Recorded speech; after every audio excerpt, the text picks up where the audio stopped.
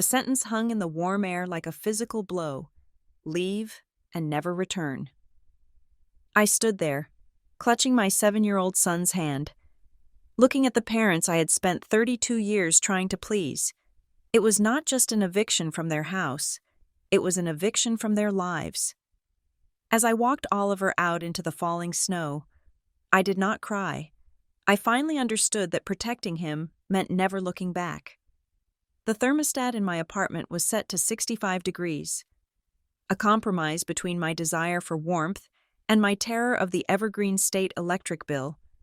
I sat at the scratched kitchen table, a mug of tea warming my hands. Looking out at the gray sky over Brookridge, it was the morning of Christmas Eve. In the living room, my 7-year-old son, Oliver, was humming a song he had learned in school, blissfully unaware that I was calculating the cost of the ham I had bought for our contribution to tomorrow's dinner.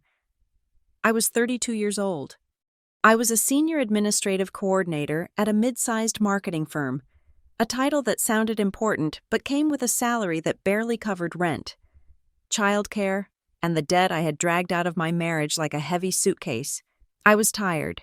It was a bone-deep, spiritual exhaustion that had settled into my marrow somewhere around the time my ex-husband decided fatherhood was too restrictive for his lifestyle.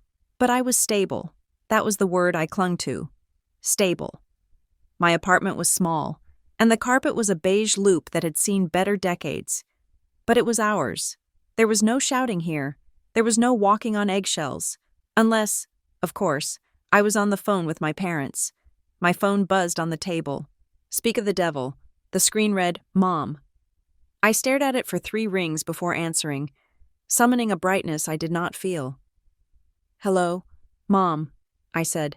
Leah. My mother's voice clipped through the speaker. She did not say hello. She never wasted time on pleasantries when she had a critique to deliver. I am just calling to remind you that dinner is at 2 o'clock tomorrow. Sharp.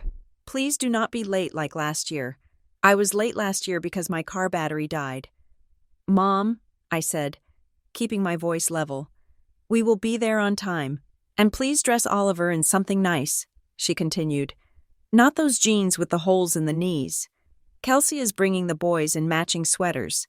It would be nice if we could get one decent family photo where Oliver does not look like a street urchin. I closed my eyes and took a breath.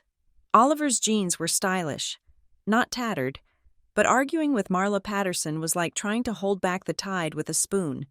I will make sure he looks handsome. I said, And Leah? Yes? Your father wants to remind you about that paperwork. He says he needs to get it sorted out tomorrow while everyone is together. It is just some housekeeping for the estate. He wants to save you girls the headache of probate later on. My stomach gave a familiar, anxious lurch. This had been the theme of the last 3 weeks. My father, Dennis, had been harping on about simplifying the family assets. He kept using words like consolidation and protection. I really do not think Christmas Day is the time for legal documents. Mom, I said gently, can we not just enjoy the holiday? Oh, stop being so dramatic, she snapped. It is a 5-minute conversation. Your father is trying to look out for you. You know how you are with money. He just wants to make sure things are secure. The dig was subtle, standard fare for a conversation with Marla. You know how you are with money. The implication was that I was incompetent, reckless, or destined for poverty. The truth was that I was the only one in the family who actually balanced a checkbook out of necessity, not excess. I have to go.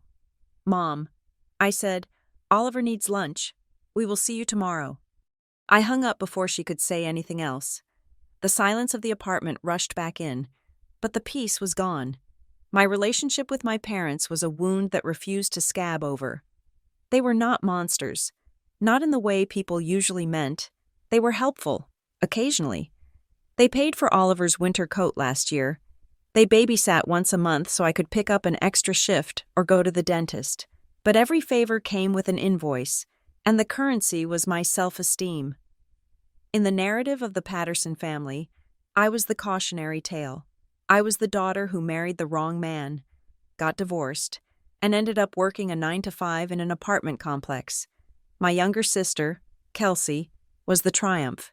She had married Mark, a man who sold commercial insurance and played golf with my father.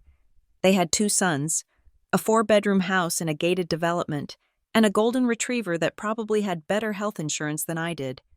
For years, I had tried to earn my way back into their good graces. I baked the best cookies. I bought thoughtful gifts I could not afford. I swallowed every insult, every comparison, every joke about my single status. But ever since I had left my husband, the dynamic had shifted. I was no longer just a disappointment. I was a charity case. And charity cases were expected to be silent and grateful. But something had changed in me recently, 2 months ago. My company offered a financial literacy workshop. I had gone for the free bagel, but I stayed for the information. The instructor, a no-nonsense woman with silver hair, had said something that stuck in my brain like a splinter. Do not sign anything you do not understand, especially if family is involved. Love is not a legal defense. It was that voice I heard now as I looked at the small pile of wrapped gifts on the floor. Mom? Oliver's voice broke my trance. He was standing in the doorway, holding a plastic ornament. Can we put the rest of the bulbs up? I smiled, pushing the anxiety down. Yes, let us finish the tree. We did not have a sprawling spruce like my parents. We had a 4-foot artificial tree I had bought on clearance at the drugstore 3 years ago. It shed plastic needles if you looked at it wrong. But Oliver loved it. We spent the next hour hanging the mismatched collection of ornaments we had acquired over the years. I reached for the battered cardboard box that held the older decorations, the ones I had managed to salvage from my childhood bedroom before my parents turned it into a home gym. I dug through the tissue paper, looking for the ceramic star. When my fingers brushed against something stiff and textured, it was an envelope. The paper was yellowed, the edges soft with age. On the front, in shaky, looped cursive, was written, "For Leah. Christmas 2004. I frowned. 2004. I would have been 10 years old. I pulled it out. It was not sealed. Inside was a Christmas card featuring a painting of a cardinal on a snowy branch. I opened it. The handwriting inside was unmistakable. It was my grandmother Evelyn's script, spidery, elegant, and chaotic. She had died nearly 5 years ago. A loss that still felt like a bruise on my heart. Evelyn had been the only person in my family who looked at me and saw me, not a project to be fixed. I read the note. My dearest Leah, I am slipping this into your ornament box because your mother thinks I spoil you too much, and she might throw it away if I give it to you at the party. I just wanted you to know how proud I am of the young lady you are becoming. You have a fire in you, little bird. Do not let them put it out. I have made sure that the cabin at Cedar Lake will be there for you. One day, this will help keep you and your little ones safe, no matter what anyone says. It is our secret place. Love always. Grandma Evie. I stared at the words, my heart giving a strange, syncopated thump. The cabin at Cedar Lake. I remembered the place vaguely. It was a rustic A-frame about 2 hours north. Sitting on a quiet stretch of water, we had gone there a few times when I was very small. But my father hated the drive, and my mother hated the mosquitoes. It had sat empty for years, as far as I knew. I read the line again. I have made sure that the cabin at Cedar Lake will be there for you. It was confusing. When Grandma Evelyn died, the estate was handled entirely by my father. I was told there was a trust, but that it was mostly for maintenance and taxes, and that everything went to my parents to manage until they passed. I had received a few pieces of jewelry and her collection of silk scarves. I assumed the cabin had been absorbed into my parents' assets. No one had ever mentioned it belonging to me. Mom? Are you okay? Oliver asked, touching my arm. I blinked, looking down at his concerned face. I forced a smile. Yes, honey, I just found an old card from Great-Grandma. It is nothing. I tucked the card into my back pocket, a strange coldness settling in my stomach. No matter what anyone says, why would she write that? The rest of Christmas Eve passed in a blur. We made hot cocoa. We read The Night Before Christmas. I tucked Oliver into his bed, kissing his forehead and whispering that Santa was coming. But when I went to my own room, I did not sleep.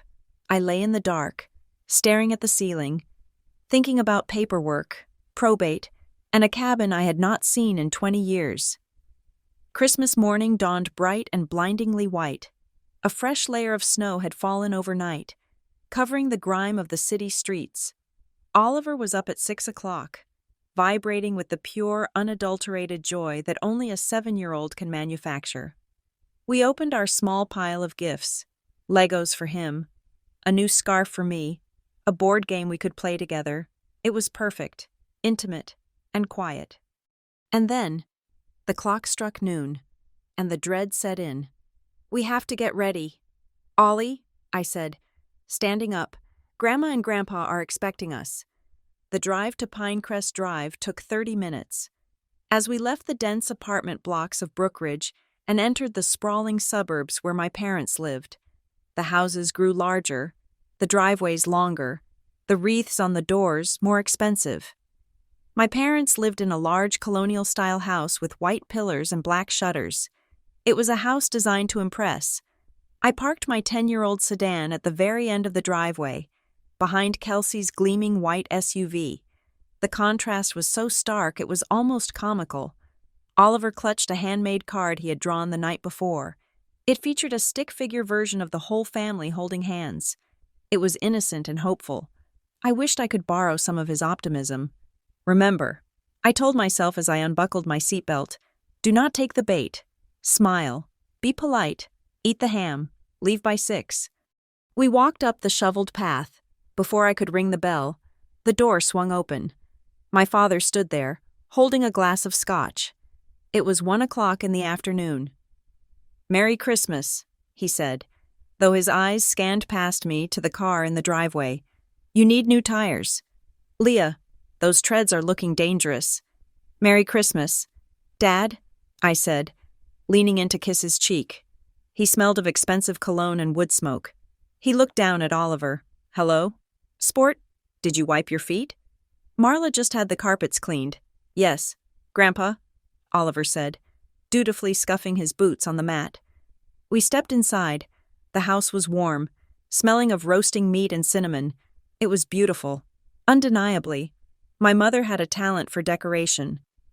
The tree in the foyer was 12 feet tall, draped in gold ribbon and glass ornaments that probably cost more than my weekly grocery budget. In the living room, my mother was holding court. She was wearing a red velvet dress and pearls. Kelsey was sitting on the sofa, looking effortlessly chic in a cashmere sweater, sipping wine. Her husband, Mark, was tending the fire. Their 2 sons, brave in their matching sweaters, were playing quietly with new iPads. "Leah," my mother said, standing up, "you made it." She walked over, her eyes sweeping up and down my body. I was wearing a dark green dress I had bought at a thrift store. It was modest and clean, but under Marla's gaze, I felt like I was wearing a burlap sack. "Is that the dress you wore to the office party?" she asked. "It is festive," I said, keeping my voice light. "Merry Christmas, Mom." She offered her cheek for a kiss. "You look tired. Honey, are you taking your vitamins?" "I am fine, Mom." She turned to Oliver. "And look at you. You're getting so tall. Why is his hair so long?" "Leah, it is getting in his eyes. He likes it this way," I said, putting a hand on Oliver's shoulder. "He brought you a card." Oliver held it out. "Merry Christmas, Grandma." Marla took it with 2 fingers, as if it were slightly sticky. "Oh, how sweet. I will put it on the mantel later. Go play with your cousins. Oliver, but be careful with their iPads. They are brand new." I watched my son trot over to the other boys. They barely looked up.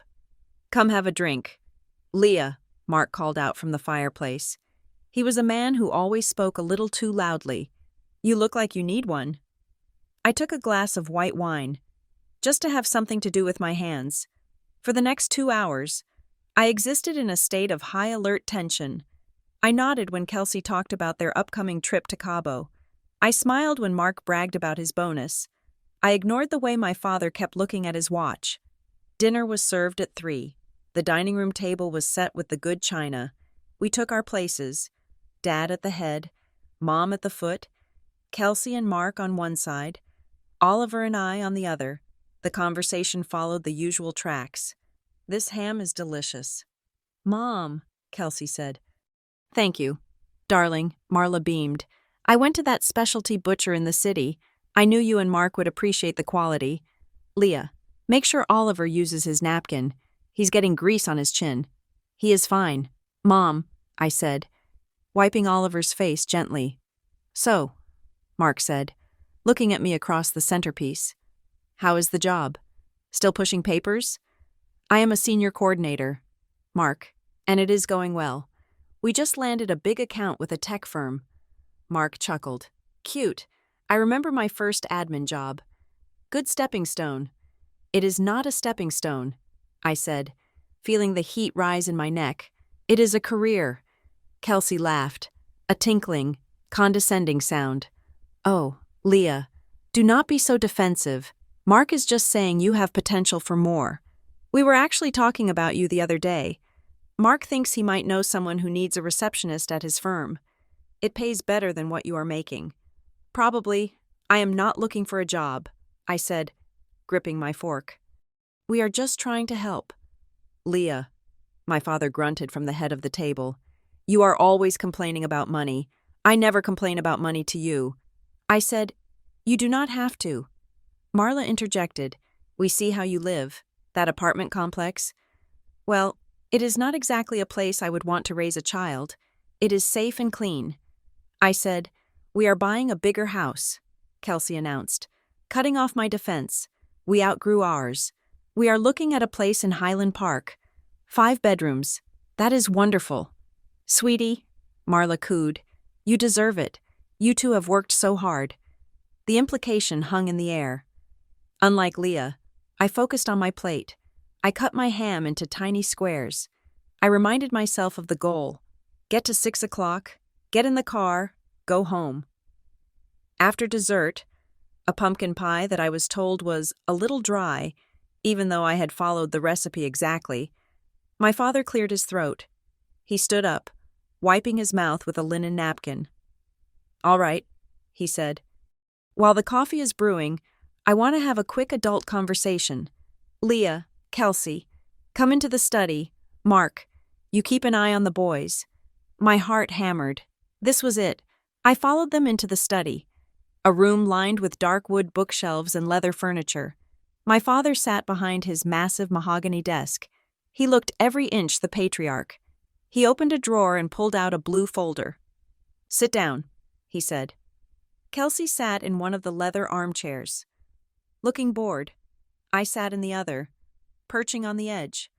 "As I mentioned," Dennis began, opening the folder, "I have been working with the attorney to streamline the family trust and the real estate assets. We want to make sure everything is simple. No probate courts, no taxes eating up your inheritance." He slid 2 thick stacks of paper across the desk, one toward Kelsey, one toward me.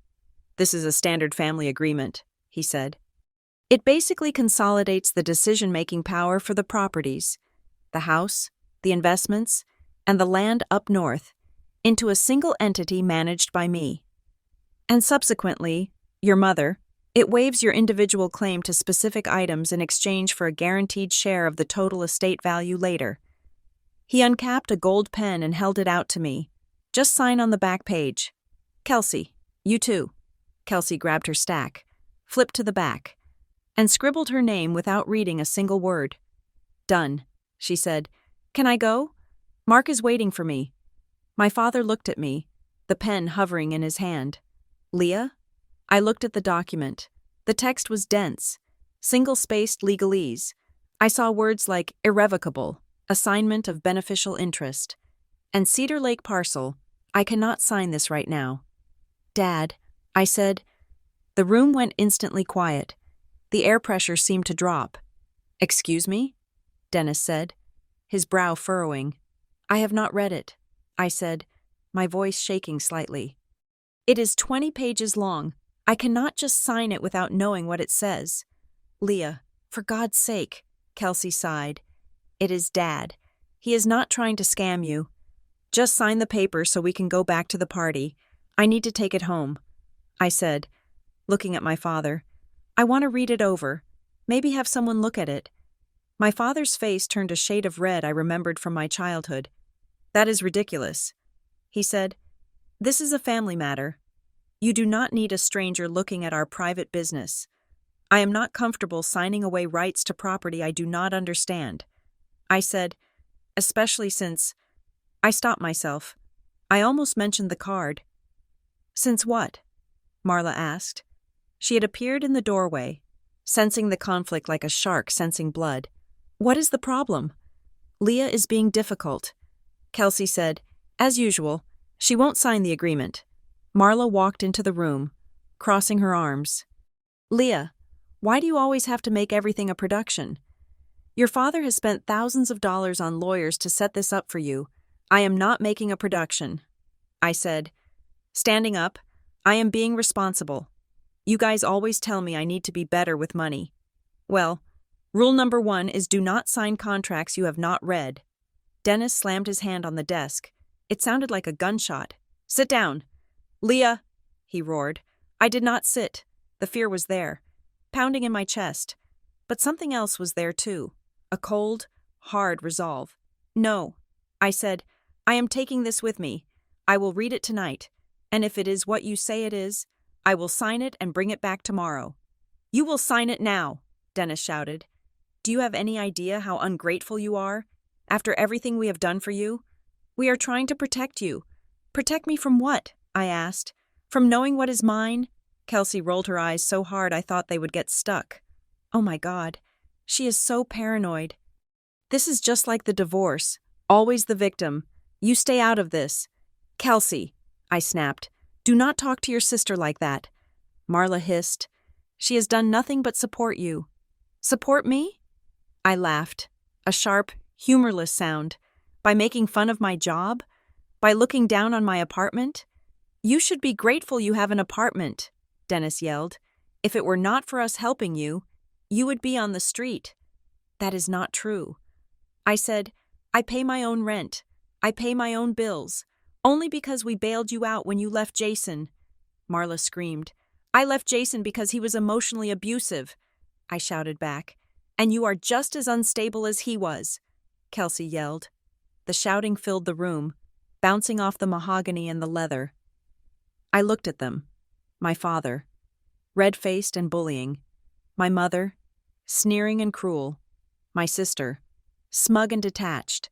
I looked at the folder in my hand. I clutched it tighter. I am not signing it. I said quietly, not today. Dennis stood up. He walked around the desk. He was a big man, and he used his size to intimidate. He stopped inches from my face.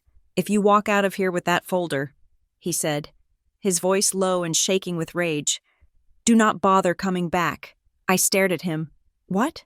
You heard me? He said.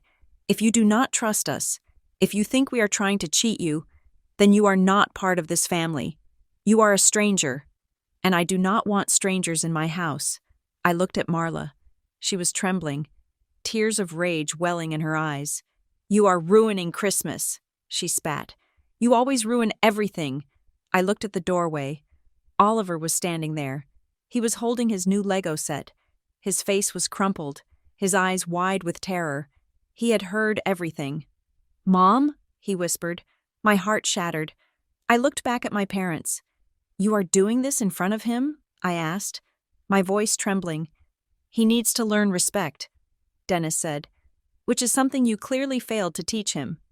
Marla pointed a shaking finger toward the front door. Leave, she screamed. Her voice cracked, shrill and ugly. Just leave. You and your child. Leave and never return. The words hung in the air. Leave and never return. It was like a spell had been broken. The fear evaporated, replaced by a clarity so sharp it hurt. I looked at them one last time. I memorized the hate in their eyes. I wanted to remember it. I wanted to make sure I never, ever forgot that this was who they were. I did not scream back. I did not cry. I walked over to the doorway and took Oliver's hand. Come on, Ollie, I said softly. But Grandma, Oliver sobbed. We are going home, baby. I walked to the foyer. I grabbed our coats from the rack. I put Oliver's coat on him, zipping it up with shaking hands. I put on my own. Leah! Marla screamed from the study. Do not you dare walk away from me! I opened the heavy front door. The cold air hit me like a slap, freezing the tears that were threatening to fall. It was snowing harder now. The world was white and silent. I stepped out onto the porch. I did not look back. I did not slam the door.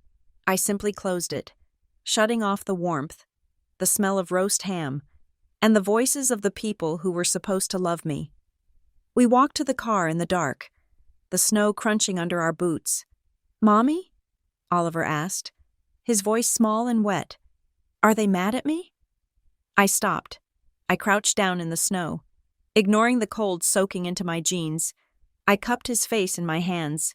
No, Oliver, no, they are not mad at you. They are just broken. But Grandma said never come back. I pulled him into a hug, squeezing him so tight I hoped he could feel my heart beating. We do not need to go back. I whispered into his hair. We have each other, and that is enough. I stood up, opened the car door, and buckled him in. I threw the blue folder onto the passenger seat. I got behind the wheel and started the engine. As I drove down the long, winding driveway of Pinecrest Drive, I watched the house disappear in the rearview mirror, swallowed by the snow and the night. I was terrified. I had no idea what was in the folder. I had no idea what I was going to do. But as I turned onto the main road, the handwritten words of my grandmother echoed in my mind. One day, this will help keep you and your little ones safe. I gripped the steering wheel. Okay, Grandma, I whispered to the empty car. Show me the way. The windshield wipers slapped back and forth against the heavy, wet snow with a rhythmic, hypnotic thud. Thwack, thwack. It was the only sound in the car besides the aggressive hum of the heater, which I had cranked up to high in a desperate attempt to stop my teeth from chattering. The drive from Pinecrest Drive back to Brookridge usually took 30 minutes, but the roads were slick with black ice and fresh powder. Forcing me to crawl along at 20 miles per hour, the slow pace was agonizing. Every minute spent on the road felt like a minute I was still tethered to the house I had just fled. I gripped the steering wheel so tightly, my knuckles turned the color of old bone. My breath came in shallow, jagged hitches, but I forced myself to keep my eyes fixed on the red taillights of the truck ahead of me. I could not break down. Not here. Not while I was driving a 10-year-old sedan on unplowed roads with the most precious thing in my life strapped into the back seat. Mommy. The voice was small, tentative, and it pierced right through the fog of my adrenaline. I glanced in the rearview mirror. Oliver was clutching his Lego box against his chest like a shield. His face was pale in the passing streetlights, his eyes wide and dark. Yes. Baby? I asked, willing my voice to sound steady. I failed. It sounded thin and brittle, like dry leaves. Did we do a bad thing? He asked. The question hit me in the gut with the force of a physical blow. I felt tears prick the corners of my eyes, hot and sudden. No, Oliver, I said, louder this time, forcing conviction into the words. No, we did absolutely nothing wrong. Then why did Grandma yell at us? Why did she say to go away? I swallowed the lump in my throat. How do you explain to a 7-year-old that his grandmother loves control more than she loves her family? How do you explain that his mere existence and my refusal to be a doormat was an affront to her carefully curated reality? Sometimes. I began, searching for the words. Grown-ups get very angry, and when they are angry, they say things that are very hurtful. They say things they should not say. It is like when you get mad at school and you want to yell, but you know you are supposed to take a deep breath. Yeah, he whispered. Well, Grandma and Grandpa forgot to take a deep breath. They said mean things, but that is not your fault. Do you understand me? Ollie, it is not your fault. You were perfect. He was quiet for a long moment, looking out the window at the swirling snow. I do not want them to be mad, he said softly. I know. Honey, I know. I reached back blindly with my right hand, fumbling until I felt his small, warm hand grab my fingers. I squeezed it. We are going home, I said. We are going to put on pajamas. We are going to make the really good hot chocolate with the marshmallows. And we are going to watch that movie you like, the one with the talking dog. Homeward bound? He asked, a tiny shred of hope entering his voice. Yes, homeward bound. Just you and me. We drove the rest of the way in silence. But it was a softer silence. The terrifying tension of the last hour began to recede, replaced by a dull, aching exhaustion. When we finally pulled into the parking lot of our apartment complex, I felt a wave of relief so profound my knees nearly buckled when I stepped out of the car. We walked up the 3 flights of stairs, the cold concrete stairwell smelling of damp wool and someone's burnt turkey. When I unlocked our door and stepped inside, the familiar scent of our home, vanilla candles and laundry detergent, wrapped around me. It was small, it was modest, but it was safe. I locked the door behind us.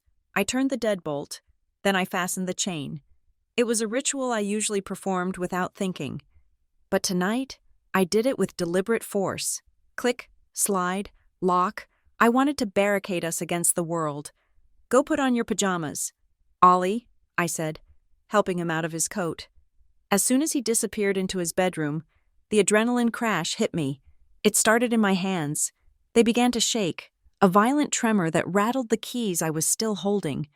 Then my chest tightened, as if an invisible band of iron was being cinched around my ribs. I couldn't get a full breath. The room started to spin. I leaned against the front door, sliding down until I was sitting on the scratchy entryway mat. I pulled my knees to my chest. My heart was hammering a frantic rhythm against my ribs. Thump, thump, thump, like a trapped bird. Leave and never return, the words echoed in my ears, sounding just as sharp as when Marla had screamed them. I saw the look on my father's face, the cold, dismissive sneer. I saw Kelsey rolling her eyes. I saw the complete lack of love in that room. I had spent my entire adult life trying to prove I was worthy of them. I had graduated college. I had navigated a divorce without asking them for a dime. I was raising a son. I was working a demanding job. And yet, in their eyes, I was still the mistake, the problem, the one who needed to be managed, consolidated, and signed away. Mom? Oliver's voice from the hallway snapped me back. I scrambled to my feet, wiping my face frantically, though I hadn't realized I was crying. Coming, I called out. I forced my body to move. I went into the kitchen.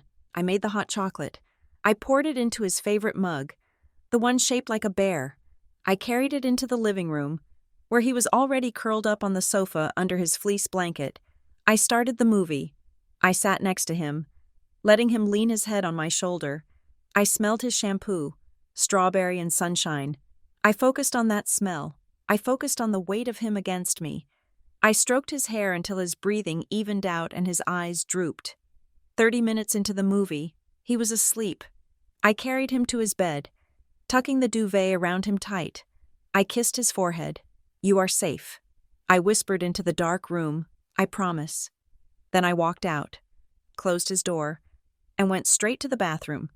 I turned on the fan to drown out the noise. I sat on the edge of the tub, buried my face in a towel, and finally let myself fall apart. I cried until my throat was raw. I cried for the little girl who just wanted her dad to look at her the way he looked at Kelsey. I cried for the woman who had walked into that house hoping for a miracle and walked out with a sentence of exile. But mostly, I cried because I was angry. I was furious with myself for still caring. Why did it still hurt? Why did I still crave the approval of people who would throw me away over a signature? I sat there for an hour, the cold tile pressing against my legs, until the tears ran dry.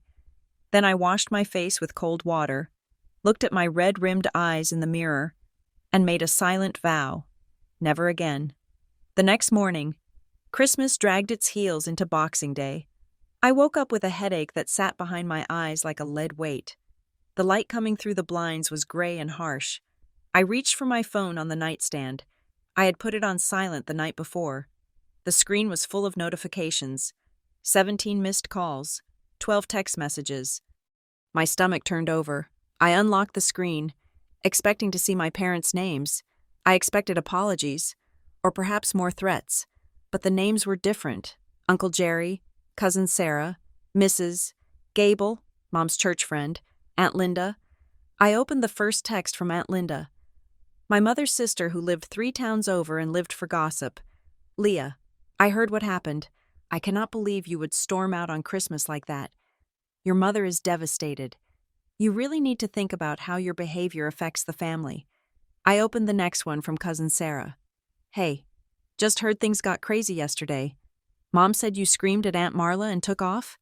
That is not cool. Leah, it is Christmas. Maybe you should just apologize so everyone can calm down. And another from a number I did not save. Likely one of my dad's golf buddies. Your father is a good man. You should respect him. I dropped the phone onto the duvet as if it were burning hot. They had been busy.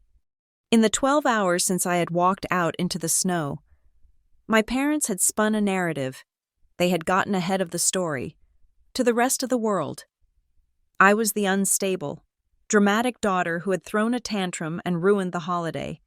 They were the victims, the heartbroken parents who just wanted to give their daughter a legal gift, only to be spat upon. I felt a surge of nausea.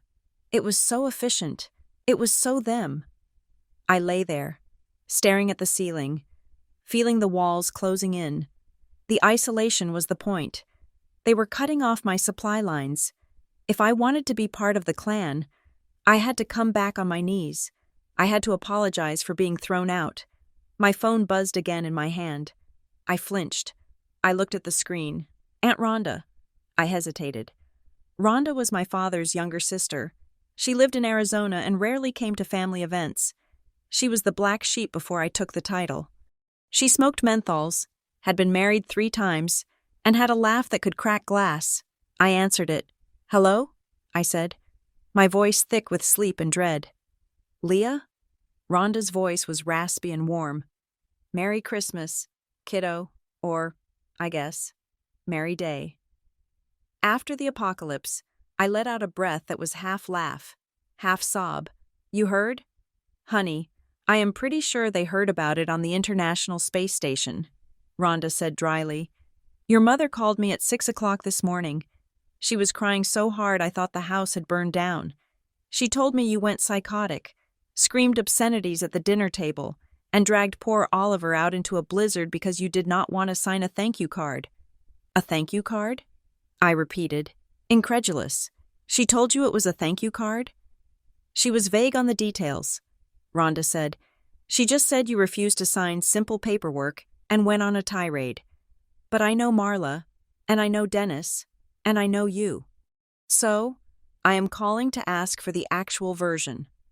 I sat up, pulling the blanket around my shoulders. It was not a thank you card. Aunt Rhonda. It was a legal agreement, a family consolidation agreement. Dad wanted me to sign away my rights to the estate and put everything under his control. He wouldn't let me read it. When I said I wanted to take it home, he told me I was not part of the family if I did not trust him. Then Mom told me to leave and never come back. There was a long silence on the other end of the line. I could hear Rhonda exhale smoke. That sounds about right, she said finally. You believe me? Of course I believe you. I have known my brother for 60 years. Dennis needs to be the king of his little kingdom. And Marla? Well, Marla needs everyone to know she is the queen. You threatening to read a contract? That is insurrection. Honey, I rubbed my eyes. I just do not understand why it was so urgent. Why on Christmas? Because people do not read things on Christmas, Rhonda said. They are drunk on eggnog and guilt. It is the oldest trick in the book. Ambush you when your defenses are down. She paused, and her voice dropped an octave.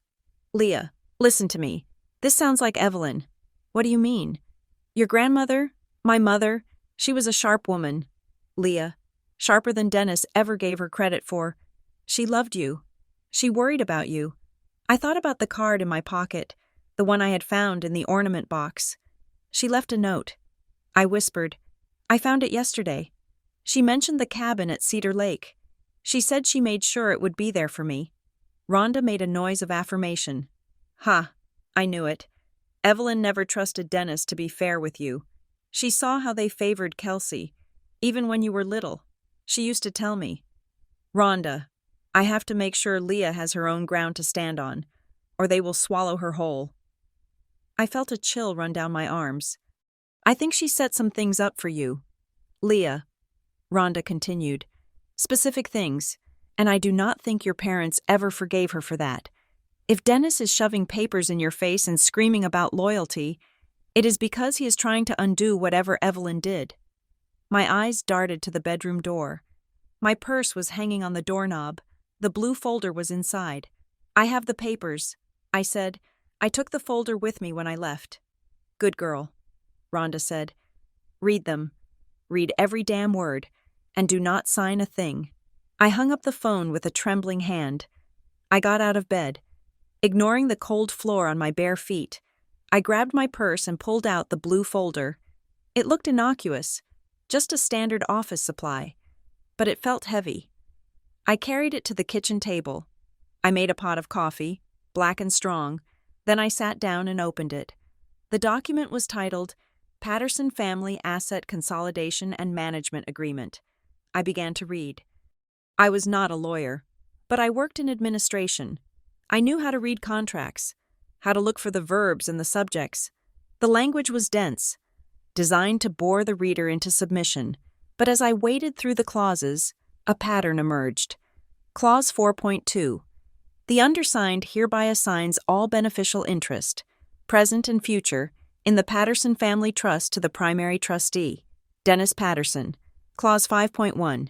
The undersigned waives any claim to specific real property distributions, including but not limited to the Pinecrest Drive residence and the Cedar Lake parcel, in exchange for a discretionary monetary distribution to be determined by the primary trustee. I froze. Cedar Lake parcel. It was listed specifically. Why would they list a rundown cabin specifically unless it mattered? And why did I have to waive a claim to it? If it was just family property, it was already theirs, wasn't it? I stood up and went to the closet in the hallway. I dug through a plastic bin labeled Important Docs. This was where I kept birth certificates, Social Security cards, and tax returns. I dug to the bottom. I was looking for a specific envelope. I remembered receiving it about 3 months after Grandma Evelyn died. I had been in the middle of my divorce then, drowning in legal fees and custody schedules. I had glanced at the letter, seen that it was from a law firm, and assumed it was just a notification that the estate was closed. I had filed it away, too overwhelmed to deal with it. I found it, a thin white envelope from Halloway Associates. I tore it open. The letter inside was dated April 2020. Dear Miss Patterson, we are writing to inform you of your status as a beneficiary of the Evelyn Patterson Revocable Trust. Per the terms of the trust, upon the passing of Evelyn Patterson, a subtrust was created for your benefit. This subtrust includes a discretionary beneficial interest in the primary investment portfolio and, specifically, the sole title transfer of the real property located at 4402 Cedar Lake Road. Effective upon the settlement of the estate, please contact our office to initiate the transfer of title. I stared at the paper. The words swam before my eyes. Sole title transfer. The cabin wasn't just family property. It was mine. Grandma Evelyn had left it to me, specifically me, and for 5 years. My parents had not told me. I looked back at the blue folder on the table.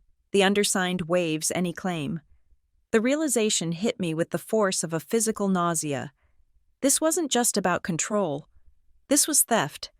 My father had been sitting on this information for 5 years, likely acting as the executor, delaying the transfer, probably telling the lawyers that he was handling it with me directly. And now, he was trying to get me to sign a document that would retroactively give him the legal right to take it back. Keeping the family house simple. Avoiding probate issues. Lies. All of it. They wanted the cabin, or rather, they wanted the asset, and they were willing to ambush me at Christmas dinner, humiliate me in front of my son, and disown me to get it. I felt a flash of heat that started in my chest and spread to my fingertips. It was not fear this time. It was rage. Pure, white-hot rage. They tried to steal from Oliver. That was the thought that solidified in my mind.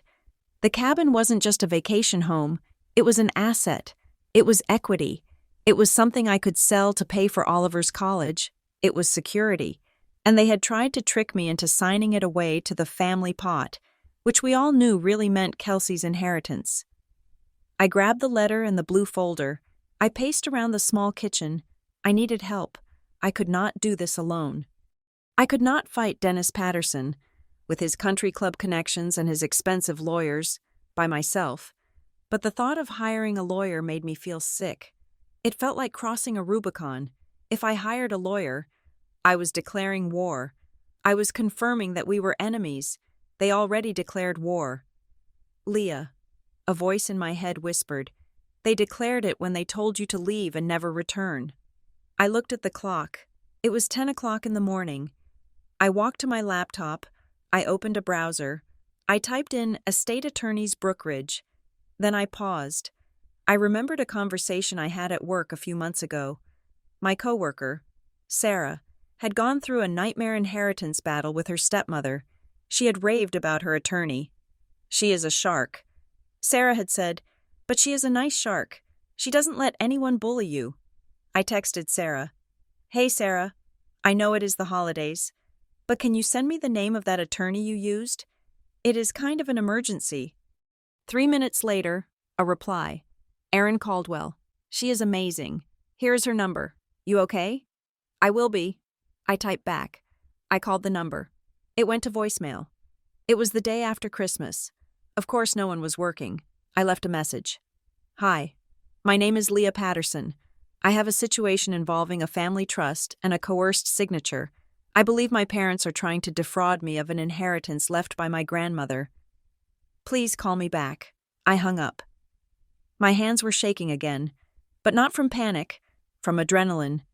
For the rest of the week, the silence from Pinecrest Drive was deafening. My parents did not call.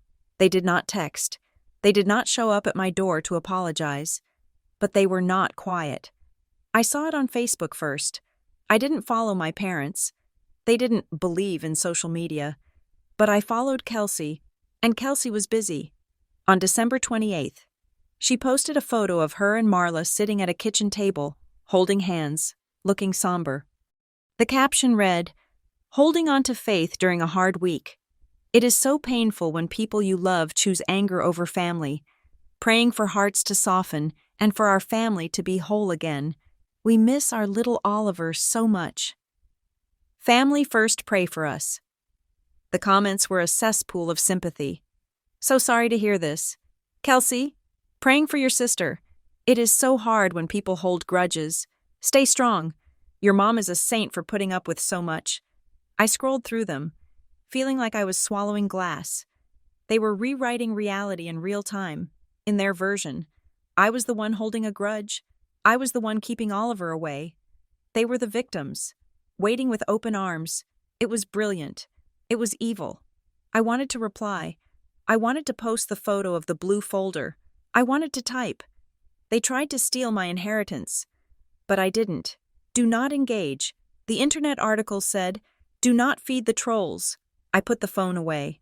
I focused on Oliver. We built Lego castles. We went to the park and made snow angels. I tried to keep his world small and happy, shielding him from the invisible war raging above his head. But Oliver was smart. He noticed the phone not ringing. He noticed I wasn't FaceTiming Grandma. On the night before New Year's Eve, I was tucking him in. The apartment was quiet. The Christmas tree was still up, casting a soft glow in the living room. "Mom?" he asked, pulling the duvet up to his chin. "Yeah. Bud? Are we allowed to see Grandma and Grandpa again?" He didn't ask when. He asked if we were allowed. I sat down on the edge of the bed. I looked at his face. So open, so trusting. I could lie. I could say, "Maybe soon," I could say. They are just busy, but I was done with lies. Lies were what got us here. I took a breath. I do not know. "Oliver," I said honestly. His face fell. "Why?" Because I paused, searching for the right concept. Because right now, they are not being very kind to me, and they are not being very fair. But they love us, right? He asked. I hesitated. Did they? Did love look like extortion?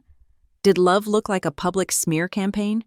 They love you, I said, which I hoped was true. But sometimes, people get confused about how to love. They think love means everyone doing exactly what they say, and when we don't do what they say, they get mean. I smoothed his hair back. Listen to me, Oliver. We have lots of people who love us. We have Aunt Rhonda. We have my friend Sarah. We have the people at school. And you have me. I love you more than anything in the universe. He nodded. But he looked sad. Is it bad to not see them? He asked. No, I said firmly. It is not bad. Sometimes, the kindest thing you can do for yourself is to step away from people who keep hurting you. Even if they are family, especially if they are family, because family is supposed to make you feel safe, and if they don't, then we have to make our own safety. He thought about this. Like building a fort? He asked. Exactly. I smiled. Like building a fort. And inside our fort, there is no yelling, and no one tells us to leave. He seemed to accept this. He rolled over, clutching his stuffed bear. Okay, Mom. Good night. Good night, baby. I walked out of his room and closed the door. I went to the living room and looked at the blue folder still sitting on the table. I was building a fort, and I was about to put up the walls. My phone rang. It was an unknown number. I picked it up. Hello? Ms. Patterson? This is Aaron Caldwell. I got your message. I let out a breath I didn't know I was holding. Hi, Aaron. Thank you for calling back. Tell me what happened, she said. Her voice was crisp, professional, and entirely unemotional. It was the most comforting sound I had heard in days.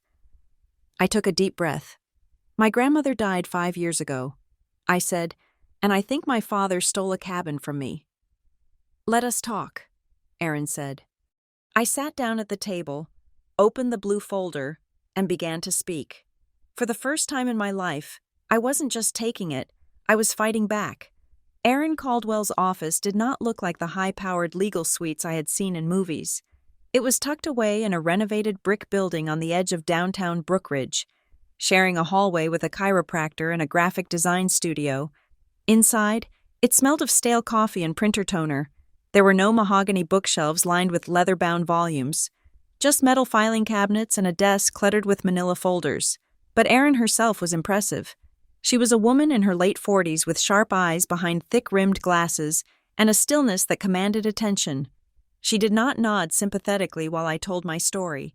She listened with the intensity of a surgeon examining an X-ray. I sat in the uncomfortable guest chair, my hands gripping the strap of my purse. I had laid everything out on her desk. The blue folder my father had tried to force me to sign, the handwritten card from Grandma Evelyn, and the letter from the law firm I had found in my files. Erin picked up the blue folder. She had been reading it in silence for 10 minutes. The only sound in the room was the ticking of a wall clock and the occasional rustle of paper. Finally, she looked up. You were right not to sign this, she said. Her voice was flat, devoid of the emotional charge that had been consuming me for days. I let out a breath I felt like I had been holding since Christmas. I was? She flipped to a page near the back, tapping a paragraph with her pen. Leah, this is not a standard consolidation agreement. This is an abdication. Look at Clause 6, Section B. I leaned forward, squinting at the dense text. It says, the beneficiary agrees that all prior designations of specific real property are hereby revoked and reassigned to the general trust pool, to be administered at the sole discretion of the trustee. She looked at me over her glasses. Do you know what that means? I shook my head. Not exactly. It means that if you had signed this, you would have voluntarily agreed that the cabin at Cedar Lake, which your grandmother left specifically to you, is no longer yours. You would be throwing it into a big pot that your father controls, and because of the language in Section C regarding discretionary distribution, he would have zero legal obligation to ever let you use it, sell it, or see a penny of income from it. I felt a cold shiver run down my spine. But why? I asked. Why would he do that? He has his own house. He has money. Control, Aaron said simply. And perhaps resentment. You said your grandmother left this to you specifically? Yes. I showed you the letter. Aaron nodded. Picking up the letter from Holloway Associates, Evelyn Patterson knew what she was doing. This structure, a specific bequest within a sub-trust, is designed to be a safety net. It bypasses the primary estate. It is meant to ensure that no matter what happens to the rest of the family money, you have this asset. It is insolvency-proof and divorce-proof. She paused, watching me carefully, and it is parent-proof, unless you sign it away. I slumped back in my chair. They told me it was just to avoid probate. They said it was to make things simple. It is simple, Aaron said. For them, if you sign this, the asset becomes theirs to sell. And given the market value of waterfront property at Cedar Lake right now, we are talking about a significant sum of money. She leaned forward, her expression softening slightly. Leah, I need to ask you something, and I need you to think very carefully. Okay. Is this the first time they have asked you to sign something without reading it? The question hung in the air. I frowned. Thinking back, my parents were always handling paperwork. My father was the kind of man who insisted on managing everyone's taxes because he knew the system. I do not think so. I said, Dad always did my taxes when I was married. He just had me sign the returns. Erin narrowed her eyes. Think about after your grandmother died. That was 5 years ago. There would have been paperwork then. Do you remember signing anything? A memory flickered in the back of my mind. It was hazy, coated in the gray numbness of grief. I was sitting at my parents' kitchen table. It was the day after the funeral. I was wearing a black dress that felt too tight. My eyes were swollen from crying. I had been close to Grandma Evie. She was the only one who made me feel like I wasn't a disappointment. My father had been bustling around the kitchen, looking important and stressed.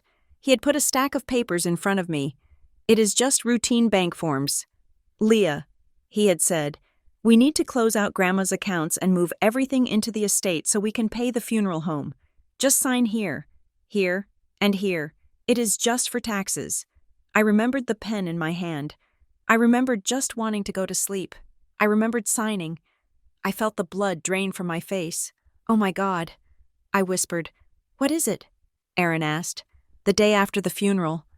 I said, my voice trembling. Dad had me sign some bank forms.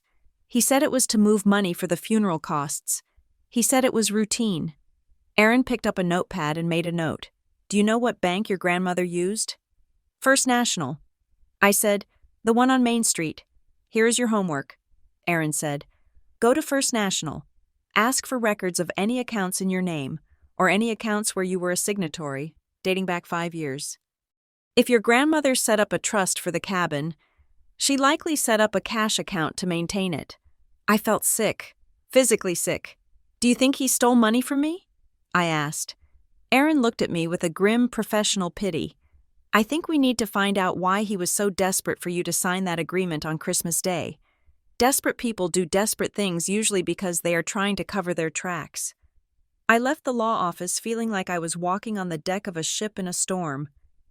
The ground felt unstable. The sky seemed too bright. I drove straight to the bank. First National was a sturdy, old-fashioned building with marble floors and tellers behind glass partitions. I had not banked here in years, having switched to an online credit union when I got divorced. But the smell of the lobby, floor wax and old money, brought me right back to my childhood. I sat at a desk across from a young personal banker named Justin. He looked about 25, eager and polite. How can I help you today? Ms. Patterson? He asked. I need to access some old records. I said. I clasped my hands in my lap to stop them from shaking. My grandmother, Evelyn Patterson, passed away 5 years ago. I believe I was a beneficiary on some of her accounts. I need to see the transaction history from 2020 to the present. Justin typed on his keyboard. Do you have the account numbers? No, but they would be linked to my social security number, or my name. Okay, Let me look you up. He typed for a moment, then frowned. I see a profile for you, but it is inactive. Can you open it? He clicked the mouse a few times. Okay, I see one account. It was a savings account. It was closed in. Let's see. June of 2020. That was 3 months after the funeral. Who closed it? I asked. Justin squinted at the screen. It looks like the funds were transferred out. Transferred where? To a joint account held by Dennis Patterson and Leah Patterson. I blinked. I didn't have a joint account with my father. Can you see that joint account? I asked. Yes, it is still open, actually. But the balance is 0. Can you print the transaction history? Justin hesitated. Technically, since your name is on it, yes. But I will need to see 2 forms of ID. I gave him my driver's license and my work ID. He scrutinized them, then nodded and sent the command to the printer. A moment later, he handed me a stack of warm paper. I scanned the columns. The account had been opened in June 2020 with a deposit of $25,000, transferred from Grandma Evelyn's account. $25,000. That money could have paid off my credit card debt. It could have been a down payment on a house. It could have been Oliver's college fund. I looked at the withdrawals. July 15th, 2020. Transfer to D. Patterson Personal Checking. $5,000. August 1st, 2020. Withdrawal. $2,000. September 10th, 2020. Transfer to Patterson Construction, LLC. $10,000. Patterson Construction was my father's company, piece by piece, over the course of a year. The account had been drained by the time I was struggling to pay for my divorce lawyer in 2021. The balance was down to $100, and my name was on it the whole time.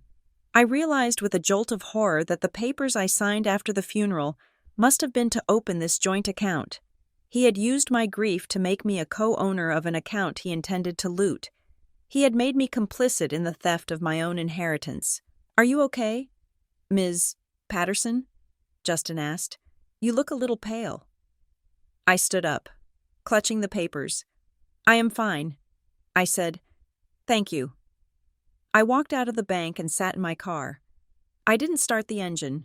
I just stared at the steering wheel. For years, I had carried a heavy, shapeless sack of guilt around with me.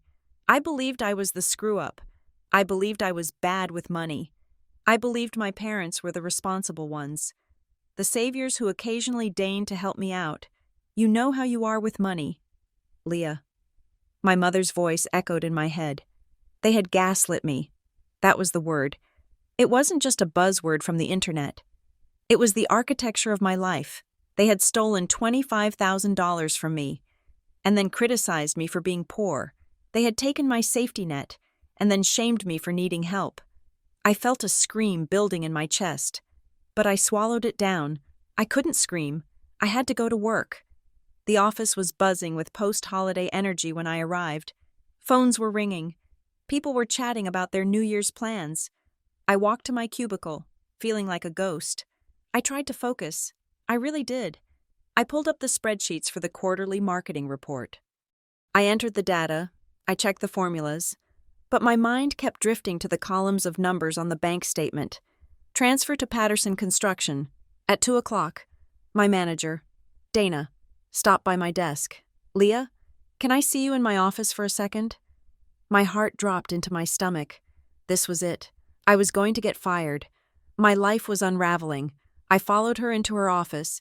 Dana was a practical woman in her 50s, wearing a cardigan and sensible shoes. She was everything my mother was not. Direct, kind, and unpretentious. She closed the door. I looked at the report you submitted this morning. She said, I braced myself. I am so sorry. Dana, I know I probably messed up the pivot table. I can fix it right now. Dana held up a hand. Leah, take a breath. You mixed up the Q3 and Q4 projections for the client in Seattle. It is a fixable error. I already adjusted it. I blinked. You did? Yes, but that is not why I called you in. She sat on the edge of her desk and looked at me.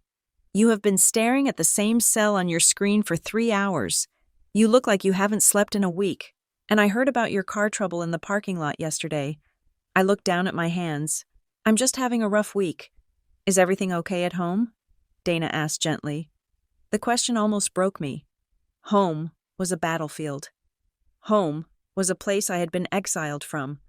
I am dealing with some family issues. I managed to say, a legal situation. Dana nodded. She didn't pry. She didn't ask for details. Listen, she said, you have plenty of accrued PTO.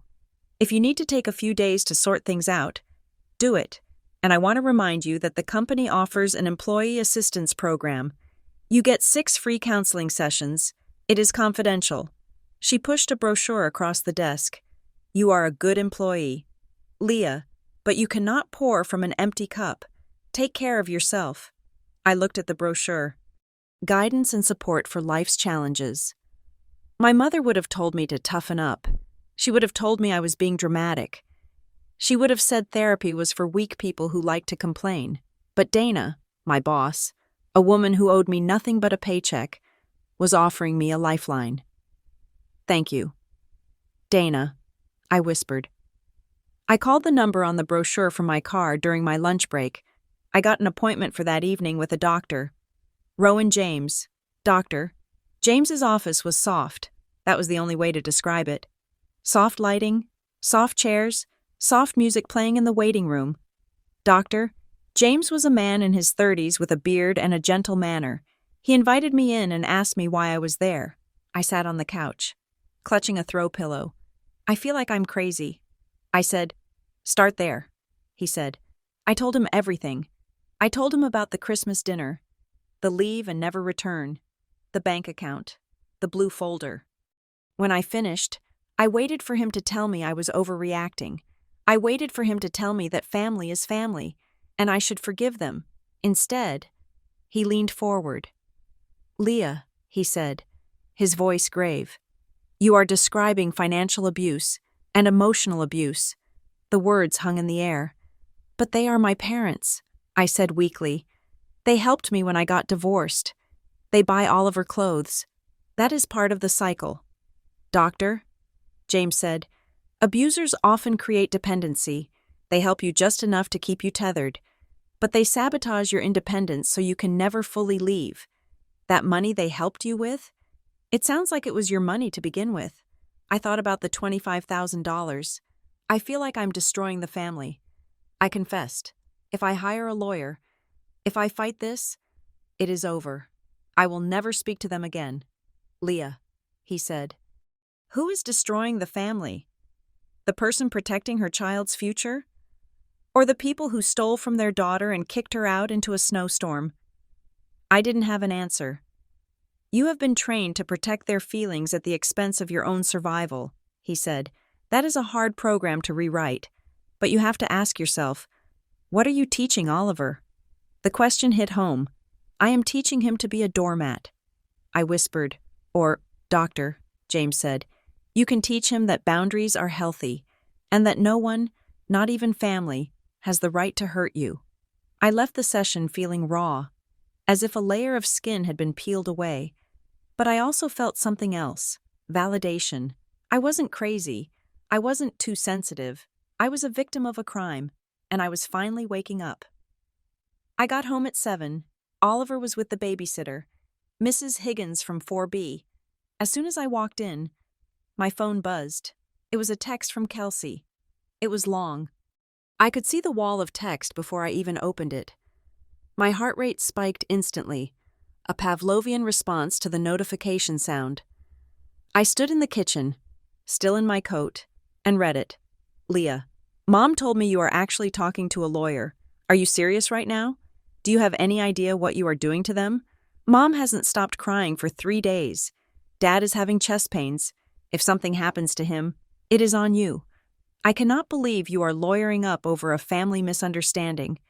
They meant nothing by what they said to Oliver. It was heat of the moment. But you are turning it into a war because you care more about money than you care about people. That is your problem. Leah, you have always been selfish. Just sign the agreement and come home. Stop being a monster. I leaned against the counter, gasping for air, chest pains, monster, selfish. The guilt washed over me like a tidal wave. What if Dad did have a heart attack? What if I was wrong? What if the bank account was a mistake? What if I was blowing this all up for nothing? My thumb hovered over the keypad. I wanted to type, "I am sorry. I will fire the lawyer. Please tell Dad I am sorry." It was the path of least resistance. It was the path back to the warmth of the fold. All I had to do was surrender. All I had to do was agree to be the child again. The front door opened. Mrs. Higgins walked in with Oliver. "Mommy!" Oliver shouted. He ran to me, his cheeks flushed from the cold. He was holding a piece of construction paper. "Look what I made at school." I shoved the phone into my pocket, forcing a smile. "Hi, baby. What is it?" He held it up proudly. It was a drawing done in crayon. It showed a tall, rectangular building with many windows. Our apartment complex. On the balcony, there were two stick figures, one large, one small. Both had huge, curved smiles. There was a yellow sun in the corner. Underneath, in his wobbly first-grade printing, he had written, "Our home, me and Mom, safe." I stared at the drawing. Safe. He didn't draw the big house on Pinecrest Drive. He didn't draw the expensive toys. He drew our little apartment, because here, no one yelled at him.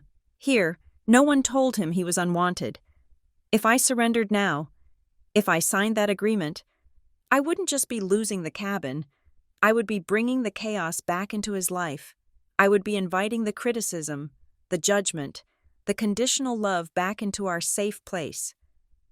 I looked at the phone in my pocket. Kelsey's words, "You care more about money," were a projection. They cared about money. I cared about safety. I looked at Oliver. "It is beautiful." "Ollie," I said, my voice thick with emotion, "I am going to put it right on the fridge." I dismissed Mrs. Higgins, paying her with cash I had budgeted carefully. Then, I went into the bedroom and took out my phone. I did not reply to Kelsey. Instead, I opened my contacts and found Aaron Caldwell. I pressed the call button. It went to voicemail. "Hi, Aaron," I said. "It is Leah. I went to the bank. I have the records. You were right." I took a deep breath. "I want to proceed. Request the trust documents. File whatever you need to file. I am not signing their agreement. I am fighting for what is mine." I hung up. My hands were shaking, but not from fear. It was the vibration of a bridge burning behind me. I was terrified of what was coming. The anger, the smear campaign, the legal battle. But as I walked back into the living room and saw Oliver's drawing taped to the refrigerator, I felt lighter. I had stepped through a doorway. I was out in the cold. Yes, but for the first time in 32 years, I was walking in my own direction. The envelope that arrived 3 days after my call to Aaron Caldwell was not a holiday card. It was thick, white, and stiff, sent via certified mail with a return receipt requested. The return address was Garrison, Tate Associates, the most expensive law firm in the county. I stood in my small kitchen, the winter sun highlighting the dust motes dancing in the air, and stared at my name typed in severe black ink. My hands trembled as I tore the tab. Inside was a single sheet of heavy bonded paper. The letterhead was embossed. The language was not. "Dear Ms. Patterson, we represent your parents, Dennis and Marla Patterson, regarding the administration of the Patterson Family Trust. We are in receipt of the inquiries made by your legal counsel regarding the status of certain assets and historical transfers. Your parents are deeply distressed by the adversarial stance you have chosen to take. They view your sudden demands for documentation as an unjustified suspicion that borders on harassment. Furthermore, the implications you have made regarding the management of family finances are potentially defamatory. Please be advised that any further dissemination of false claims regarding the integrity of the trustee will be met with immediate legal action. Actions have consequences. Ms. Patterson, if you wish to pursue this course, all future communication must be directed solely through this office. Do not contact your parents directly. Sincerely, Arthur Garrison, Esquire. I read it twice. Then I read it a third time. Actions have consequences. It was a threat. It was a cold. calculated slap in the face. But what chilled me most was not the threat of a lawsuit. It was the tone. It was my father's voice, filtered through a billable hour. It was the same voice that had told me I was drama for asking to read a contract. Now, asking for bank records, records of my own money, was harassment. I felt a familiar coil of panic tighten in my chest. Maybe I am wrong. The old voice whispered, maybe I am harassing them. Maybe I am the villain. I grabbed my purse and drove straight to my therapy appointment. Doctor. James read the letter slowly. He placed it on the small table between us and clasped his hands. Tell me what you see in this letter. Leah, he said, I see that they are angry. I said, picking at a loose thread on the sofa cushion. I see that they are hurt. They say I'm making false claims. Doctor, James nodded. Now, tell me what you don't see. I frowned. What do you mean? Look at the text again. Is there any mention of Oliver? Is there any mention of Christmas Day? Is there any acknowledgement that they told you to leave and never return? I looked. There was nothing. Just legal jargon and accusations. No. I said, exactly. Doctor, James said, this is a classic tactic. It is called DARVO. Deny. Attack. And reverse victim and offender. They are completely ignoring the event that caused this, their cruelty at dinner, and focusing entirely on your reaction to it. They are framing your self-defense as aggression. He leaned forward. Leah, asking for transparency regarding a trust you are a beneficiary of is not harassment. It is your legal right. They are calling it defamatory because they are afraid of what you will find. This letter is not designed to communicate with you. It is designed to silence you. I looked at the heavy paper again. Actions have consequences. They are trying to scare me back into the box. I realized, yes. Doctor, James said. The question is, are you going to get back in? I thought of the bank statement. I thought of the $25,000 that had vanished into my father's construction company. No, I said, I am not. 2 days later. My phone buzzed while I was at work. It was a voicemail from a number I did not recognize. I stepped into the stairwell to listen to it. The reception was spotty, but the voice was unmistakable. It was deep, gravelly, and sounded tired. Leah, it is Patrick Hale. Look, I heard about the mess with the trust. Your dad is... Well, he is on a warpath, but I need to talk to you. Evelyn didn't set it up the way your parents are claiming. Please, call me back. I want to buy you a coffee. Patrick Hale, my father's business partner for 30 years. He was a fixture of my childhood. The man who sat on the back porch with my dad, smoking cigars and talking about zoning laws. He was Uncle Patrick, the one who always slipped me a $20 bill on my birthday when my parents weren't looking. I called him back immediately. We agreed to meet at a coffee shop on the other side of town, away from the country club and the places my parents frequented. When I walked in, Patrick was already there, sitting in a booth in the back corner. He looked older than I remembered.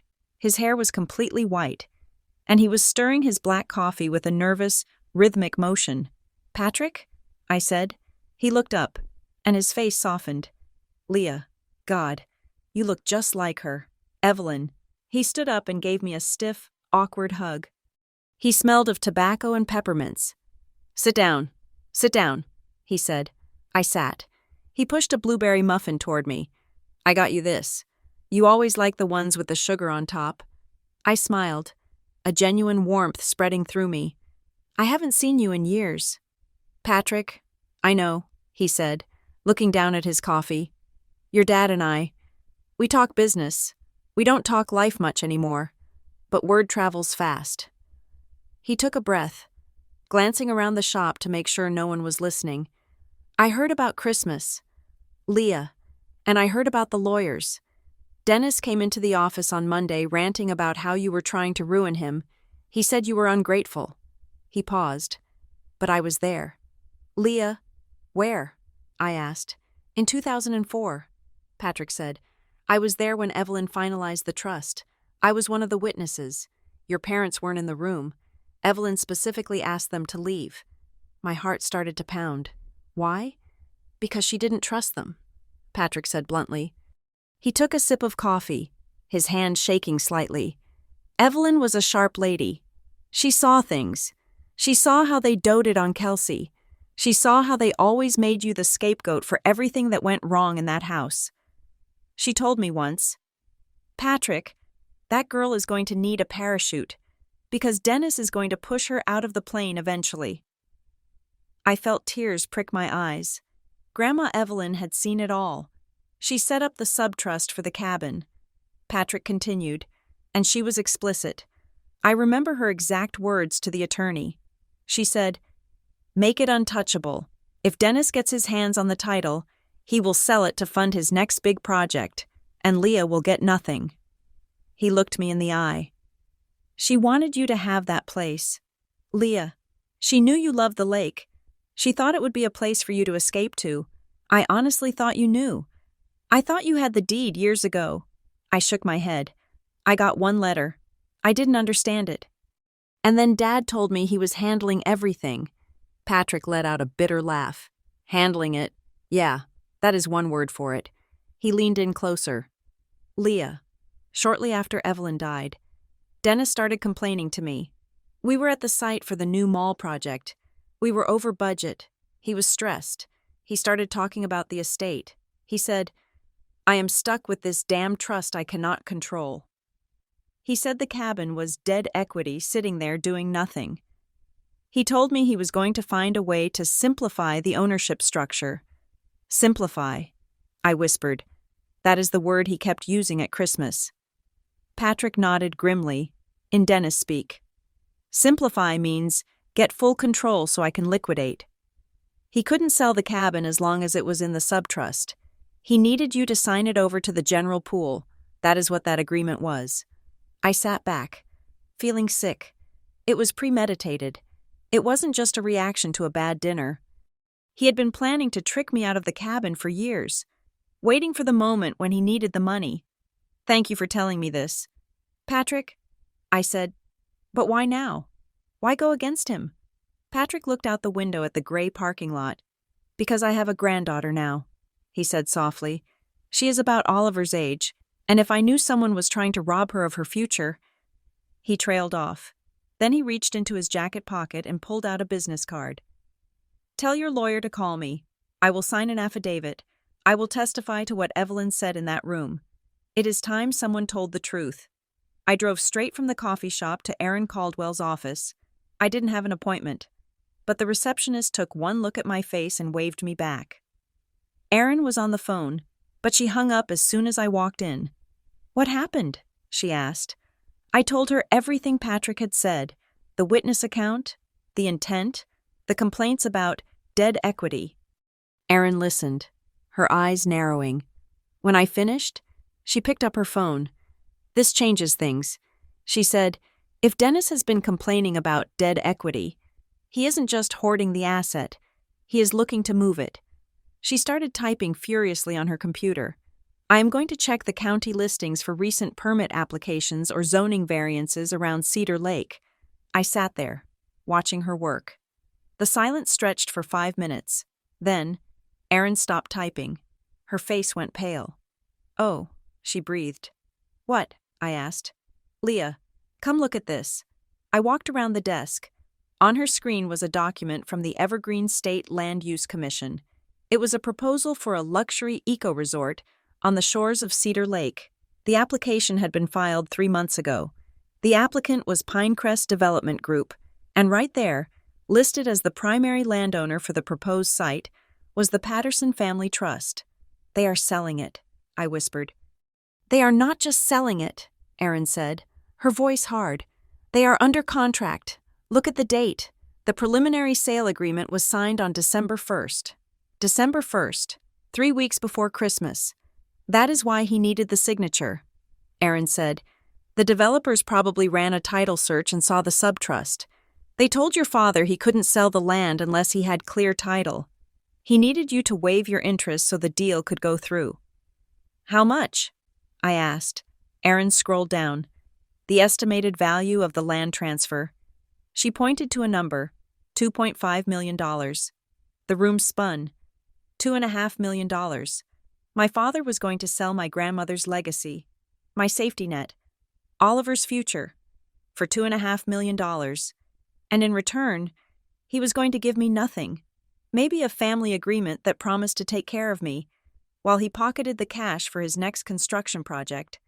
He tried to steal $2 million from his own daughter. I said. My voice sounded far away. Erin picked up her phone again. I am filing an emergency motion for a temporary restraining order on all trust assets. She said, we are freezing everything. If they try to close that sale, they will be in contempt of court. Do it, I said. The motion hit my parents like a bomb. The sale was halted, the assets were frozen, and the illusion of the happy family was shattered. Kelsey was the first to react. I found out about it on Sunday morning. I was making pancakes for Oliver when my phone started blowing up with notifications. Did you see this? OMG, Leah. Is this about you? Why is your sister posting this? I opened Facebook. Kelsey had created a public post. It had over 200 likes. Friends, I ask for your prayers today. My parents are under attack. It is heartbreaking to watch people you love be dragged through the mud by greed. My sister has decided to sue our parents because she thinks she's entitled to money she didn't earn. She has frozen their accounts and is trying to destroy their reputation. It is sad that some people worship money and lawyers over family. We offered her love. She chose litigation. Please pray for Dennis and Marla as they navigate this betrayal. Family first, pray for truth, then. She had posted a photo of a prayer circle at their church. 10 women standing in a circle, heads bowed. My mother was in the center, weeping into a tissue. The comments were visceral, shameful. Money is the root of all evil. Stay strong. Kelsey, the truth will win. I stared at the screen, the spatula dripping batter onto the counter. They were painting me as a predator. They were using their church, their community, to isolate me. I felt a surge of shame so hot it burned. I wanted to hide. I wanted to delete my social media, disconnect my phone, and crawl under the bed. But then I looked at Oliver, sitting at the table, stabbing a piece of sausage with his fork. Mom, he asked, are the pancakes burning? I smelled smoke. I turned around and flipped the pancake just in time. No, baby, I said, just crispy. I put the plate in front of him. I am not a predator. I told myself, I am a mother, and I'm protecting him from people who would sell his inheritance to build a resort. The next day at work. The atmosphere was weird. I walked into the break room to get coffee. 2 women from accounting, Sarah and Jen, were whispering by the microwave. They stopped abruptly when I walked in. Hi, Leah, Sarah said, her voice a little too high. Hi, I said, reaching for a mug. There was an awkward silence. Then Jen spoke up. So I saw Kelsey's post. I froze. Of course they saw it.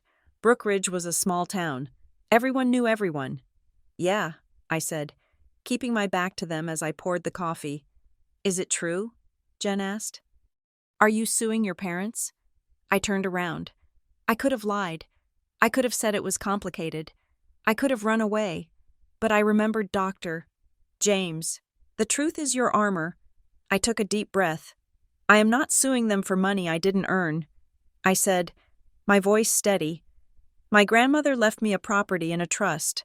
My father tried to sell it without telling me and keep the proceeds. I had to get a court order to stop the sale. The room went silent. Jen's eyes widened. He tried to sell it? Sarah asked. Like, steal it? Yes, I said. And when I asked to see the records, they told me to leave the family. Jen put her hand over her mouth. Oh my God, Leah, that is awful. My dad did something similar to my brother. Sarah said quietly. He forged a signature on a car loan. People think families are always safe, but sometimes they are the most dangerous people you know. I finished. Sarah nodded. She walked over and put a hand on my arm. Ignore the Facebook posts, she said. Anyone who knows your sister knows she loves drama. We know you. Leah, you are a good person. I felt a lump form in my throat, Thank you. It was a small victory, but it mattered. I had spoken the truth, and the sky hadn't fallen. In fact, the world had gotten a little bit kinder. That evening, I was exhausted. I was giving Oliver a bath when my phone rang. It was a local number I didn't recognize. Hello? I answered, balancing the phone on my shoulder while I poured bubble bath. Is this Leah Patterson? An elderly voice quavered. Yes, this is she. This is Martha Halbert. I live at 405 Pinecrest Drive, next door to your parents. I stopped pouring. Mrs. Halbert. She was a recluse. She spent her days gardening and yelling at kids to stay off her lawn. Oh, hello, Mrs. Halbert, I said. I hope you don't mind me calling. She said, I got your number from the directory. I heard about the trouble, the legal trouble. Yes, I said, bracing myself for another lecture about respecting my elders. Well, I wanted to tell you something, she said. On Christmas Day, I was out on my back porch. I was covering my roses because of the snow forecast. She paused, taking a wheezy breath. The walls of your parents' house are thick, but that sunroom, the windows are thin, and your mother, she has a voice that carries. I waited, my heart beating fast. I heard the yelling. Mrs. Halbert said, I heard your father shouting, but then I heard your mother. It was so loud it scared my cat. She screamed, You and your child, leave and never come back. I closed my eyes. Hearing the words repeated by a stranger made them real in a way I hadn't expected. I was so upset. Mrs. Halbert continued, It was Christmas, and a little boy was there. It didn't sit right with me, so I wrote it down. You wrote it down? I asked. In my diary, she said. I keep a daily journal. I wrote down the time and the exact words. I thought someone might need to know eventually. And seeing as how they are saying all these things about you in the church bulletin. Wait, they put it in the church bulletin? I asked, horrified, asking for prayers for their wayward daughter. Mrs. Halbert sniffed. It is not right. I don't like bullies, Leah, and I don't like liars. She cleared her throat. If you need someone to tell the judge what really happened that day, if you need someone to say who was doing the screaming and who was doing the leaving, I am willing. I sat down on the closed toilet lid. Tears streamed down my face, hot and fast. Mrs. Halbert, I choked out. Thank you. You have no idea what that means to me. I know what I heard, she said firmly, and I know what is right. You take care of that little boy. I hung up the phone. I sat there in the steam of the bathroom, listening to Oliver splash in the tub. For weeks, my parents had been trying to gaslight me into believing I was the aggressor. They had used their money, their lawyers, and their social standing to rewrite history. But they had forgotten one thing. The truth leaves footprints. It left footprints in the memories of a business partner who saw a grandmother trying to protect her grandchild. It left footprints in the county records where a greedy developer signed a deal. And it left footprints in the diary of an old woman next door who simply didn't like bullies. I wasn't crazy. I wasn't alone. And now, I had the evidence to prove it. I stood up and wiped my face. All done. Ollie? I called out, my voice clear and strong. Time to get out. We had a fort to build, and the walls were getting stronger every day. The month of February in the Evergreen State was a test of endurance. The snow, once picturesque and white, had turned into slushy, gray berms along the roadsides, and the sky seemed permanently locked in a shade of bruised slate. It was a fitting backdrop for the legal war of attrition I was now fighting. My attorney, Aaron Caldwell, called me on a Tuesday morning while I was reviewing spreadsheets at work. We have a date for mediation, she said. Her voice was calm, a stark contrast to the knot of anxiety that tightened instantly in my stomach. The opposing counsel, Mr. Garrison, has agreed to sit down. He knows the temporary restraining order on the assets is solid, and he wants to avoid a prolonged discovery process if possible. When? I asked, spinning my pen between my fingers. Next Thursday. We will meet at the Dispute Resolution Center downtown. It is neutral ground. Neutral ground. The phrase sounded like something out of a military history book. I hung up the phone and stared at the photo of Oliver on my desk. I was tired. The adrenaline of the initial fight had worn off, replaced by a low-grade nausea that woke me up at 3 o'clock in the morning. I was paying Aaron with savings I had scraped together for a new car, and every billable hour felt like I was burning my future to protect my past. I wanted a clean break. There were days when I fantasized about calling it off, signing their papers, and disappearing to a different state where the name Patterson meant nothing. But then I would remember the developer's contract, $2.5 million. I would remember the bank account my father had drained. I would remember leave and never return. If I stopped now, I wasn't just walking away. I was letting them win. And if they won, they would teach Oliver that bullying works.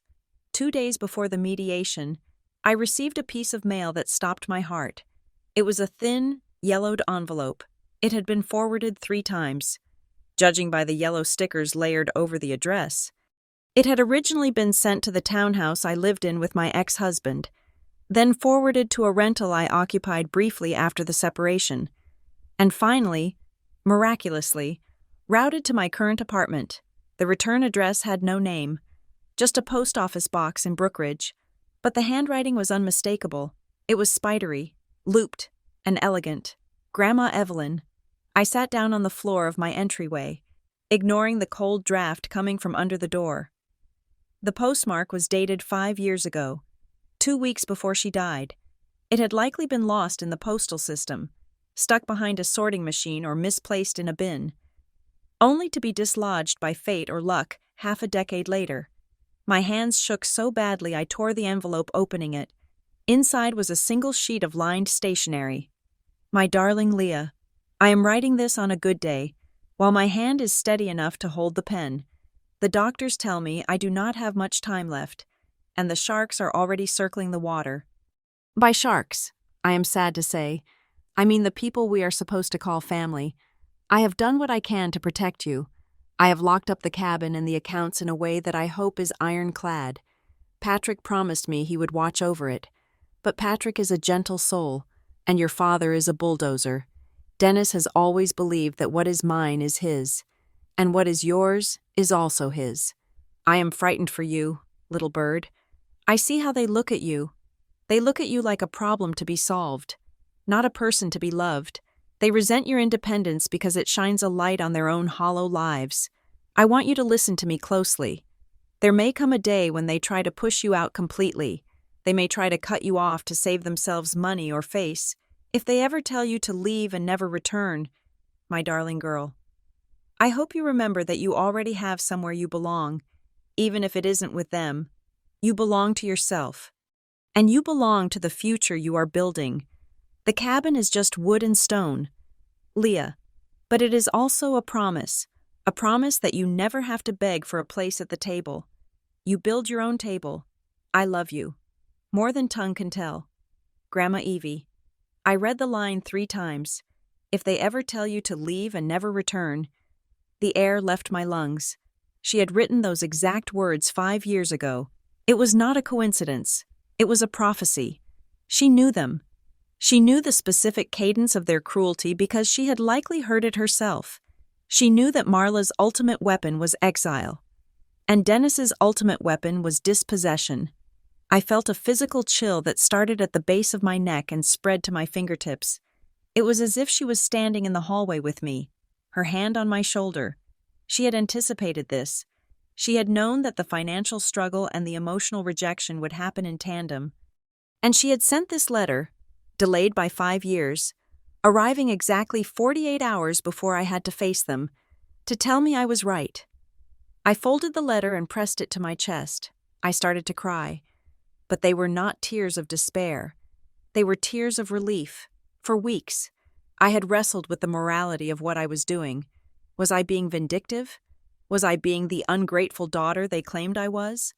By enforcing the trust, I was potentially forcing my parents to liquidate other assets to pay back what they had stolen. I was humiliating them in front of their peers. I was breaking the commandment to honor thy father and mother. But Evelyn's letter absolved me. It wasn't revenge. It was fulfillment.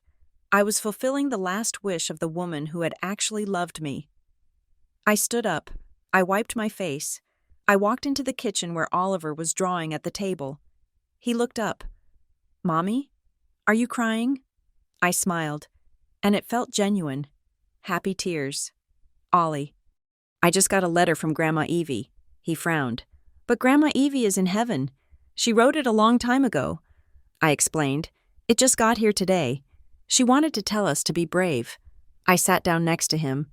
"Do you remember how I told you about the cabin by the lake? The one Grandma left for us?" He nodded. "The fort? Yes, the fort. I want you to know something. We are fighting to keep it, but not because we want to take things away from Grandpa and Grandma. We are fighting for it because Grandma Evie wanted you to have a place where you could look at the stars and not worry about anything." "Is Grandpa mad because he wants the fort?" Oliver asked. His logic piercingly simple. "Yes," I said. "He wants to sell the fort to a man who wants to build a hotel." Oliver looked horrified. "But then where would we go?" "Exactly," I said.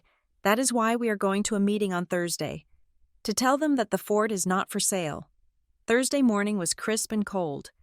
I dressed in my best suit, a charcoal gray blazer and trousers I had bought for interviews years ago. It was a little tight in the shoulders, but it made me feel armored. I put Evelyn's letter in the inside pocket, right against my ribs. Erin picked me up at 8 o'clock. She looked impeccable in navy blue. "Ready?" she asked. "As I will ever be," I said. The Dispute Resolution Center was a beige building that smelled of floor wax and stale coffee. It was designed to be calming, with generic watercolor paintings of sailboats on the walls and hushed carpeted hallways, but the tension in the air was thick enough to choke on. We walked into Conference Room B. My parents were already there. They sat on one side of a long, oval mahogany table.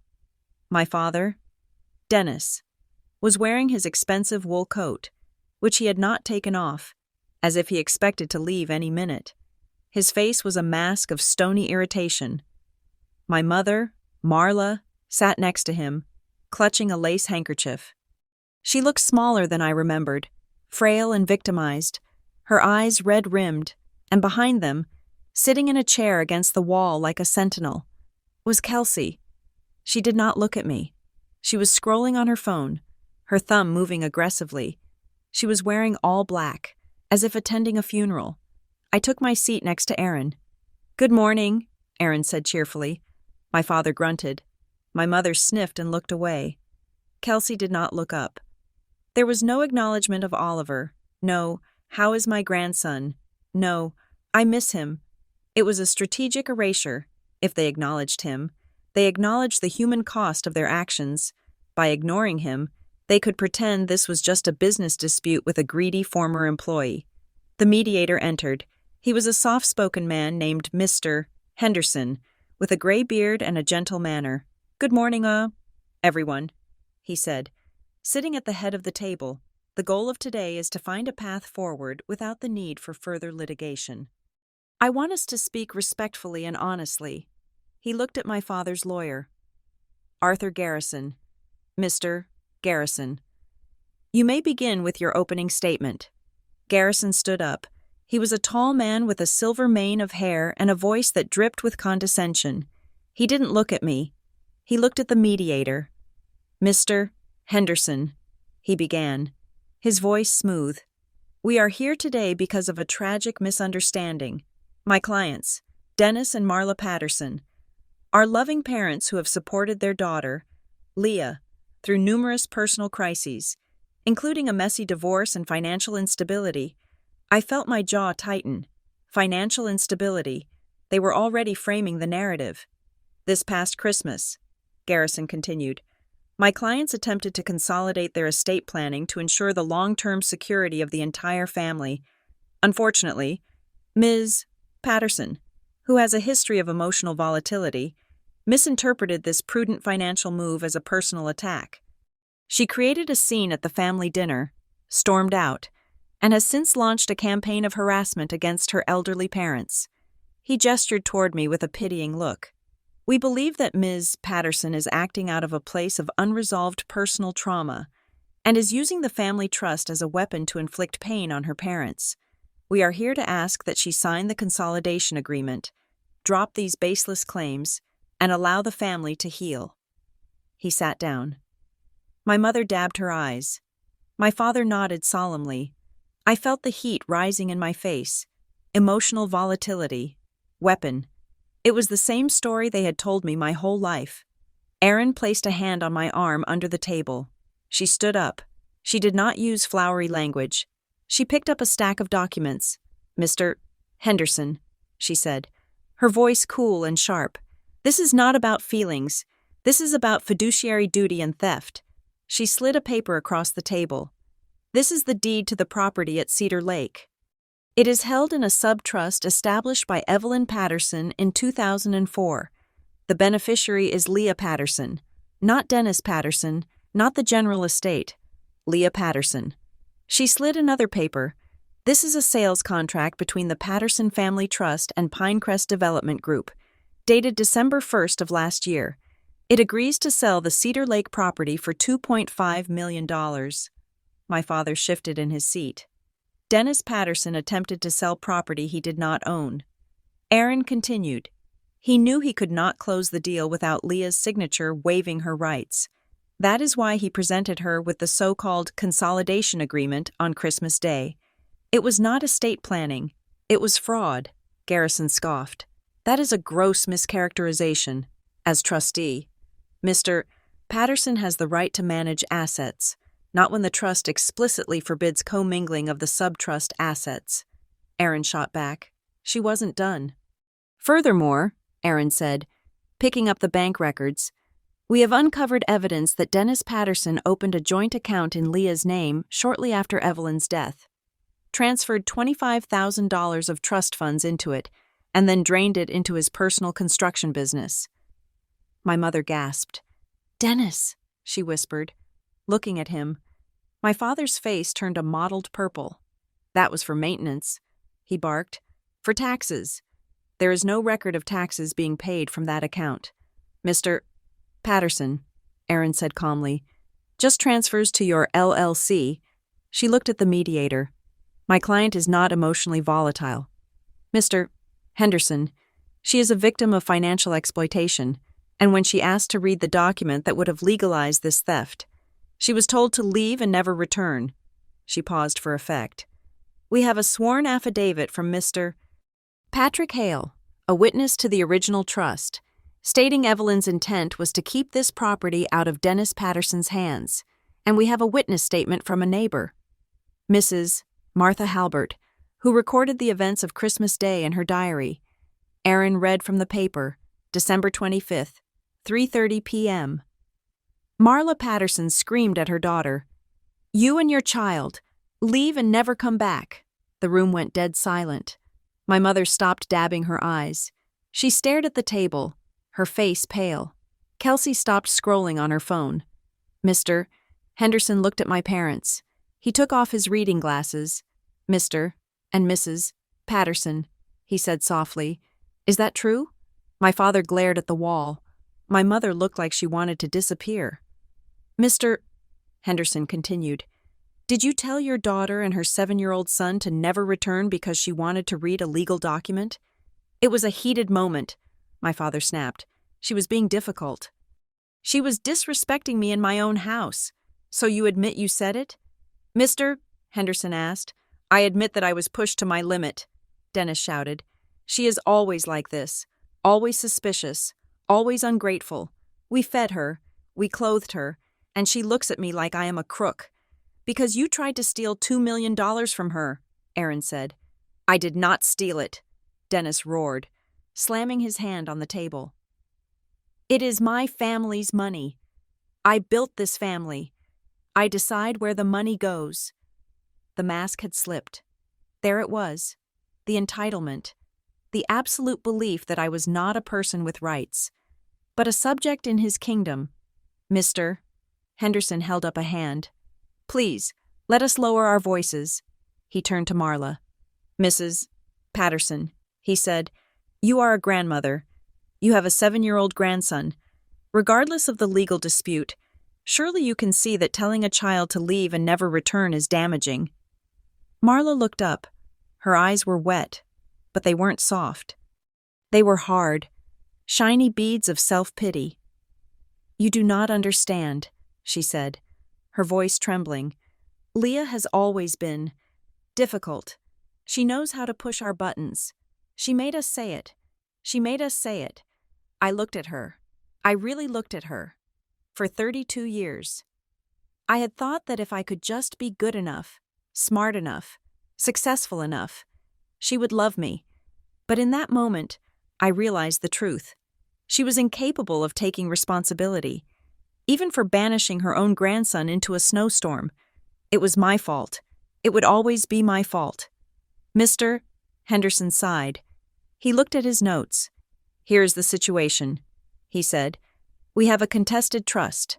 We have allegations of mishandling of funds, and we have a complete breakdown of the family relationship." He looked at my father. "Mr. Patterson, are you willing to acknowledge that the language used on Christmas Day was inappropriate? Are you willing to offer an apology to your daughter and grandson as a starting point for this negotiation?" The room held its breath. This was the off-ramp. All he had to do was say, "I am sorry. I lost my temper." It wouldn't fix the fraud, but it would show a shred of humanity. My father straightened his coat. He looked at me with cold, dead eyes. "We shouldn't have to grovel to our own child." He said, the words hung in the air like smoke. Grovel. That is what he thought an apology was. A humiliation. A loss of power. I felt something inside me click shut. It was the sound of a door locking. The last bit of hope. The tiny, childish part of me that still wanted my daddy, withered and died. But in its place, something else grew, something hard, like the granite of the cabin at Cedar Lake. I looked at Erin. I nodded. Erin closed her folder. "Then we have nothing to discuss here. Mr. Henderson," she said. "Wait," Garrison said, sensing the shift. "We can discuss the distribution percentages. Maybe a 60-40 split of the sale proceeds?" "No," I said. I spoke for the first time. My voice was quiet, but it did not shake. "No split." I said, "The cabin is mine. Grandma left it to me, and I am not selling it to your developer." "Leah, be reasonable," Garrison said. "The litigation costs alone." "I do not care," I said. I looked straight at my father. "You told me to leave and never return. So I am leaving, but I am taking what is mine." I stood up. My mother started to cry again, louder this time. "Oh, this is a nightmare. How can you do this to us? You did this to yourselves." I said. Kelsey stood up, her chair scraping loudly against the floor. "You are a bitch." "Leah," she hissed. "A greedy, selfish bitch." Erin stood between us. "Watch your language, Ms. Patterson," Erin said calmly, "or I will add harassment to the list of complaints we file with the court." Kelsey turned purple, but she sat back down. "Mr. Henderson looked defeated. "Very well," he said. "Since we cannot reach an agreement, I will write up a summary stating that mediation was attempted and failed. However," he looked at Garrison, "given the evidence presented regarding the bank transfers and the subtrust, I am recommending that the temporary restraining order remain in place until a judge can rule on the validity of the consolidation agreement. That means you cannot sell the land." "Dennis," Garrison whispered to my father. "Not yet." My father looked like he was about to explode. He glared at me with pure hatred. "You will regret this," he said. I touched the pocket where Evelyn's letter sat against my heart. "I already regret a lot of things, Dad," I said, "but this isn't one of them." We walked out of the building and into the cold afternoon air. The sky was still gray, but the air felt crisp and clean. I took a deep breath, filling my lungs. "How are you doing?" Erin asked, watching me closely. I expected to feel sad. I expected to feel broken, but instead, I felt clarified. The fog was gone. I knew exactly who they were. And because I knew who they were, I no longer had to wonder if I was the problem. "I am okay," I said, and I meant it. Erin nodded. "They are scared. Leah, Garrison knows they are in trouble. The judge is not going to look kindly on that bank transfer. We have a fight ahead of us. But today was a victory. They wanted you to fold. You didn't. No, I said, I didn't. I drove home slowly. When I got to the apartment, Oliver was waiting for me. He was sitting by the window, watching for my car. As soon as I walked in, he ran to me. Mom, did you save the fort? I picked him up, burying my face in his neck. He smelled of peanut butter and crayons. We are still fighting for it. Baby, I said. But the bad man cannot sell it right now. We stopped him. He cheered. Yay! Can we go there? Soon, I promised. Soon. I put him down and went to the kitchen to start dinner. I pulled a bag of frozen vegetables from the freezer. As I stood there, listening to the hum of the refrigerator, I realized that the silence in the apartment didn't feel lonely anymore. It felt peaceful. It was my table. It was small, and it was scratched, and the food on it was cheap, but I had built it, and no one, not Dennis, not Marla, not anyone, could tell me to leave it. I took Evelyn's letter out of my pocket and placed it in the center of the table. Thank you, Grandma, I whispered. I turned on the stove. The blue flame flickered to life, steady and bright. The county courthouse was a building designed to make you feel small. It was a monolith of gray stone and heavy columns, smelling faintly of floor wax, old paper, and stale coffee. I walked through the metal detector, my shoes clacking on the linoleum, feeling a sense of dissociation so strong it was almost dizzying. This was the place where criminals were sentenced, where divorces were finalized, where the worst moments of people's lives were cataloged and filed. It felt surreal that I was here not for a traffic ticket or a jury duty summons, but to sit across an aisle from the people who had taught me how to tie my shoes. Erin Caldwell walked beside me, her briefcase clicking rhythmically. She wore a suit of dark navy wool, her face set in an expression of professional calm. I was wearing the same charcoal blazer I had worn to the failed mediation, but today I had added a small pin to the lapel, a tiny silver bird that had belonged to Grandma Evelyn. It was my talisman. We entered courtroom 4. It was smaller than I expected, with wood paneling that had darkened with age and fluorescent lights that hummed with a low, headache-inducing frequency. My parents were already there. They sat at the defendant's table on the right. My father, Dennis, looked stiff and uncomfortable in his suit, his neck flushing pink against his white collar. He was whispering furiously to Arthur Garrison. His attorney, my mother, Marla, sat beside him, looking pale and fragile, clutching a tissue as if she were at a funeral. Kelsey was in the gallery behind them, her arms crossed tight across her chest, her face a mask of angry boredom.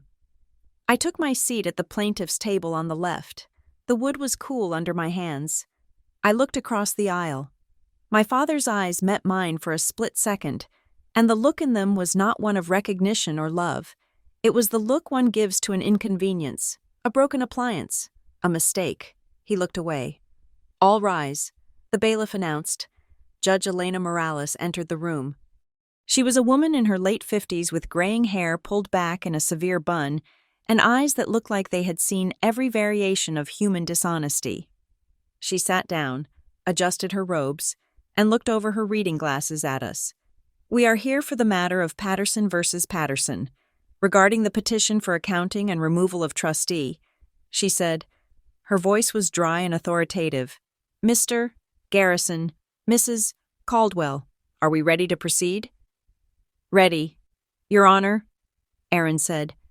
Ready, Your Honor, Garrison said, though his voice lacked its usual oily confidence. Leah, Erin whispered to me, just breathe. Tell the truth. That is all you have to do. The hearing began. It was not like the movies. There were no surprise witnesses bursting through the doors, no shouting matches. It was a slow, methodical unspooling of facts. Erin started by laying out the timeline. She projected a graphic onto a screen set up near the jury box, though there was no jury today. Your Honor, she began, This case is about a pattern of financial misappropriation and emotional coercion that culminated on December 25th of last year. But it began 5 years ago, upon the death of Evelyn Patterson. She walked the judge through the documents, the establishment of the subtrust in 2004, the letter from Halloway and Associates that I had found, the mysterious closing of the bank account in 2020. We intend to show that Dennis Patterson, acting as trustee, systematically ignored the specific instructions of the grantor, his mother, to protect the assets designated for his daughter, Leah. Instead, he treated the trust as his personal piggy bank, and when he attempted to sell the final asset, the cabin at Cedar Lake, he used emotional abuse to try and force a waiver of rights. Judge Morales listened intently, taking notes with a gold pen. She did not look shocked. She looked like a mechanic diagnosing a broken engine. Our first witness was Patrick Hale. Patrick walked to the stand looking like he would rather be anywhere else on earth. He was a man who valued loyalty, and testifying against his business partner was clearly tearing him apart, but he took the oath, and he sat down. "Mr. Hale," Aaron asked, "you were present when Evelyn Patterson finalized her trust in 2004, correct?" "Yes," Patrick said, his voice gravelly.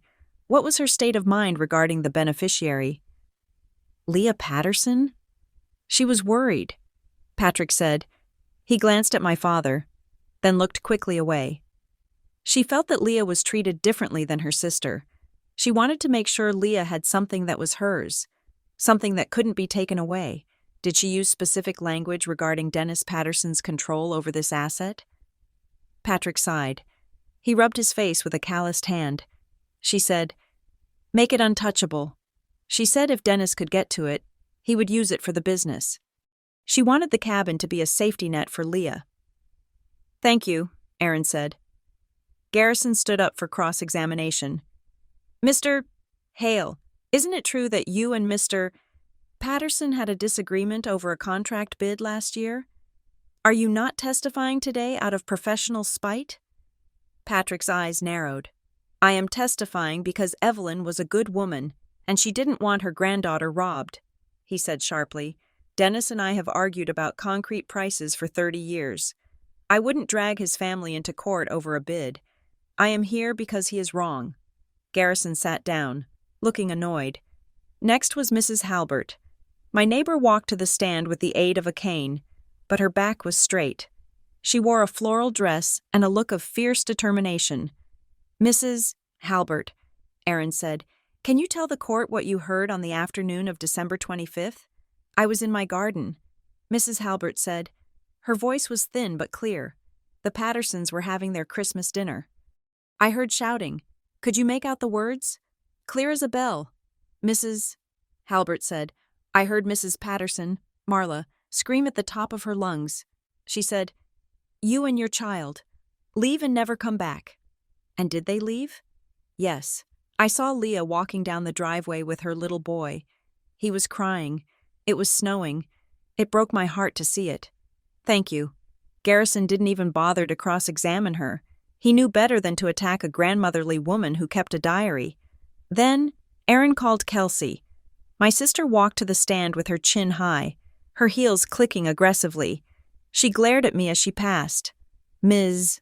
Patterson," Aaron said, "you were present at the dinner. Did you hear your mother tell Leah and Oliver to leave and never return?" Kelsey shifted in the chair. She smoothed her skirt. It was a very tense situation. She said, "Leah was being incredibly difficult. She was disrespecting Daddy. Mom was just upset. Did she say the words?" Aaron pressed. It was the heat of the moment. Kelsey snapped. "People say things they don't mean when they are being provoked. Leah has a way of twisting everything to make herself the victim." "So she did say it?" "Yes," Kelsey huffed. "She said it, but she didn't mean it literally. Leah is the one who took it literally and stormed out.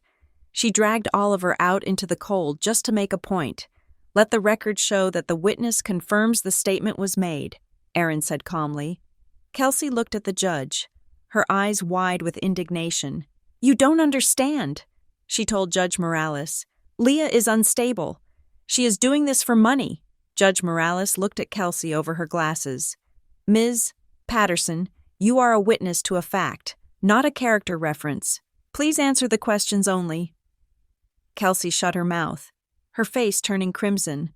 Finally, the moment I had been dreading, Dennis Patterson took the stand. My father walked up the steps to the witness chair with the heavy tread of a man who is used to being the most powerful person in the room. He adjusted his suit jacket. He looked at the judge, giving her a nod that was almost patronizing. Mr. Patterson, Aaron began, you are the trustee of the Patterson Family Trust? I am, Dennis said, and you are aware of the subtrust designated for your daughter. Leah? I am aware of the entire estate structure, Dennis said. It is my job to manage it for the benefit of the whole family. Did you attempt to sell the Cedar Lake property to Pinecrest Development Group in December? I explored a sale. Yes, the property is a drain on resources, the taxes, the upkeep. It is dead equity. I wanted to liquidate it and invest the proceeds in a market fund that would yield better returns for everyone, including Leah. Did you inform Leah of this sale? I intended to, Dennis said. That is what the meeting at Christmas was for. To get everyone on the same page, by asking her to sign a document that waived her specific rights to the property? It was a consolidation agreement, Dennis said, his voice rising. To simplify things. You lawyers make everything so complicated. I was trying to clean up the mess my mother left. The mess? Aaron asked. You mean the specific bequest to your daughter? I mean the fragmentation of the estate, Dennis snapped. A family fortune should be held together, not pieced out like a puzzle. Aaron walked back to her table and picked up a piece of paper. Mr. Patterson, let us talk about the bank account at First National, the one you opened jointly with Leah in 2020. Dennis stiffened. $25,000 was transferred into that account from your mother's estate, and over the course of 12 months, that money was transferred out to Patterson Construction. Can you explain that? It was a loan, Dennis said quickly. A short-term loan to the business to cover cash flow. It has been repaid. Repaid to whom? Aaron asked. The account is empty. It was repaid to the General Trust. Dennis said. It is all the same pot. Ms. Caldwell, whether it is in the left pocket or the right pocket, it is all family money. Is it? Aaron asked. Or is it Leah's money? Dennis scoffed. He looked at me with pure disdain. Leah is not capable of managing that kind of money. He said, Look at her. She lives in a rented apartment. She drives a 10-year-old car. If I gave her that money, she would have wasted it. I was protecting it. Protecting it by putting it into your construction company? I am the head of this family, Dennis shouted, slamming his hand on the armrest. I built this. I made the money that everyone is fighting over. My mother never worked a day in her life. That money exists because of my father and me. It is effectively mine to manage as I see fit. The courtroom went silent. Aaron let the silence hang there for a long time. So, you believe the assets are effectively yours, regardless of the written terms of the trust? I believe I know what is best for my children, Dennis said, his face red, and dragging me into court over a misunderstanding is disgraceful. Thank you. Mr. Patterson, Aaron said. No further questions. My father stood up, looking triumphant, as if he had just explained a simple concept to a room full of idiots. He didn't realize he had just confessed to a breach of fiduciary duty on the record. Judge Morales cleared her throat. She looked at the stacks of paper on her desk. She looked at the letter from Grandma Evelyn, which Aaron had entered into evidence. She looked at me.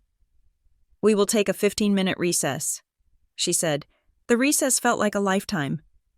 I sat on a wooden bench in the hallway, staring at the scuffed floor. You did good, Aaron said.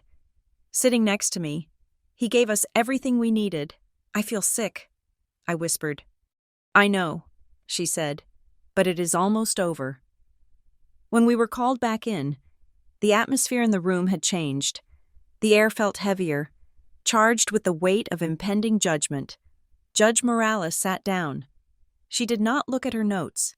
She looked directly at the defendant's table. I have reviewed the evidence, she said, and I have heard the testimony." She picked up the trust document. The language of the Evelyn Patterson Trust is unambiguous.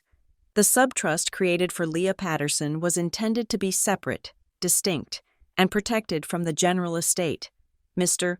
Patterson. Your interpretation that it is all the same pot is not only legally incorrect, it is a direct violation of the grantor's intent. My father opened his mouth to speak. But Judge Morales held up a hand. "I am not finished." She continued. "Furthermore, the transfer of funds from the beneficiary's joint account to a personal business entity constitutes a clear breach of fiduciary duty. You cannot protect assets by spending them on your own company." She looked at Garrison. "I am issuing a preliminary ruling. First, Dennis Patterson is hereby removed as trustee over the subtrust assets designated for Leah Patterson. The court will appoint an independent professional fiduciary to manage these assets. Second, the attempted sale of the Cedar Lake property is voided. The property is to remain in the subtrust. Third, I am ordering a forensic audit of all trust accounts dating back to 2020. Any funds found to have been misappropriated from the subtrust, including the $25,000 mentioned in testimony, must be restored with interest within 60 days. My mother gasped audibly. My father looked like he had been struck with a hammer. His face was gray. "But, Your Honor," Garrison stammered, "the audit costs will be borne by the general estate," Judge Morales said. She shuffled her papers together. It was the sound of finality. But before she banged the gavel, she stopped. She took off her glasses and leaned forward. The courtroom went perfectly still. The hum of the lights seemed to fade away. She looked at Dennis and Marla. She looked at them not as a judge, but as a human being. "Mr. and Mrs. Patterson," she said. Her voice was quiet, but it carried to every corner of the room. "I see many family disputes in this court. I see arguments over money, over property, over wills. But rarely do I see a case where the intent to exclude a family member is so clearly documented." She glanced at Mrs. Halbert in the gallery, then back to my parents. "You have argued today that you acted out of love. You have argued that you wanted to simplify things for your daughter's benefit. You have argued that this is all a misunderstanding." She paused. "But the record shows that on Christmas Day, you told your daughter and your 7-year-old grandson to leave and never return." Judge Morales's eyes bore into them. "My question to you is this. When you told your daughter and her child to leave and never return, what exactly did you intend her to come back for now?" The question hung in the air. It was devastating in its simplicity. If they wanted her gone forever, why were they fighting to keep her financial tether? If they wanted family unity, why did they banish her? The contradiction was laid bare. They wanted her obedience, or they wanted her absence. They did not want her. My mother's mouth opened and closed. She looked at my father, desperate for him to fix it, to come up with the clever answer he always had. But Dennis Patterson had no answer. He looked down at his large, manicured hands resting on the defense table. He looked at the wood grain. He looked anywhere but at the judge, or at me. The silence stretched. 5 seconds, 10 seconds. It was a silence that screamed. It stripped away the country club veneer, the prayer circle piety, the loving parents narrative. It left only the naked, ugly truth. They felt entitled to own me, and when they couldn't own me, they wanted to destroy me. I watched them, and in that silence, I felt something shift in my chest. It wasn't triumph. I didn't feel like cheering. I felt a profound, aching grief. I was mourning the death of a hope I hadn't realized I was still holding on to, the hope that one day they would wake up and say, "We are sorry. We love you." They couldn't say it. They wouldn't say it. Even now, faced with the consequences, they were silent, but under the grief. There was validation. The judge saw it. Patrick saw it. Mrs. Halbert saw it. I wasn't crazy. I wasn't drama. I was a survivor. Judge Morales let the silence linger for another moment, letting the weight of it settle on their shoulders. "Court is adjourned," she said softly. She banged the gavel. The sound was sharp and clean. We walked out of the courtroom and into the lobby. My parents and Kelsey stayed behind, huddled with their lawyer, arguing in hushed, frantic tones. I didn't look back at them. We pushed through the heavy double doors and stepped out into the afternoon. The air was cold and smelled of impending snow. The sky was a vast, bruised purple over the Brook Ridge skyline. I took a deep breath, the cold filling my lungs. Erin turned to me. "We did it," she said. "The cabin is safe. The audit will get your money back." I nodded. "Thank you. Erin, I don't know how to thank you. You just did." She smiled. "Go home. Leah, go hug your son." I walked to my car. My hands were shaking as I unlocked the door, but it was a release of tension, not fear. I sat in the driver's seat. The silence of the car felt like a sanctuary. It wasn't a fairy tale ending. I didn't have my parents back. In fact, I had likely lost them forever. There would be no more Christmas dinners at Pinecrest Drive. There would be no cousins playing together. The rift was permanent. But as I looked at the empty passenger seat where the blue folder had sat 2 months ago, I realized what I did have. I had the cabin, my fort. I had the truth. I had my dignity. And I had Oliver. I pulled out my phone. I had a text from Aunt Rhonda. "How did it go?" I typed back. "We won. Judge ruled in our favor. Cabin is safe." I sent a similar text to Patrick. "Thank you for everything." Then, I did something I had been afraid to do for weeks. I opened the contact for Mom. I opened the contact for Dad. And one by one, I pressed block caller. I turned my phone to silent. I started the engine. The heater kicked on, blowing warm air against my frozen fingers. I put the car in gear and drove out of the courthouse parking lot, merging onto the road that led back to Brook Ridge. Back to my small apartment. Back to the life that was finally, truly mine. Thank you so much for listening to this story. It was a journey of heartbreak, courage, and the difficult realization that sometimes family isn't about blood.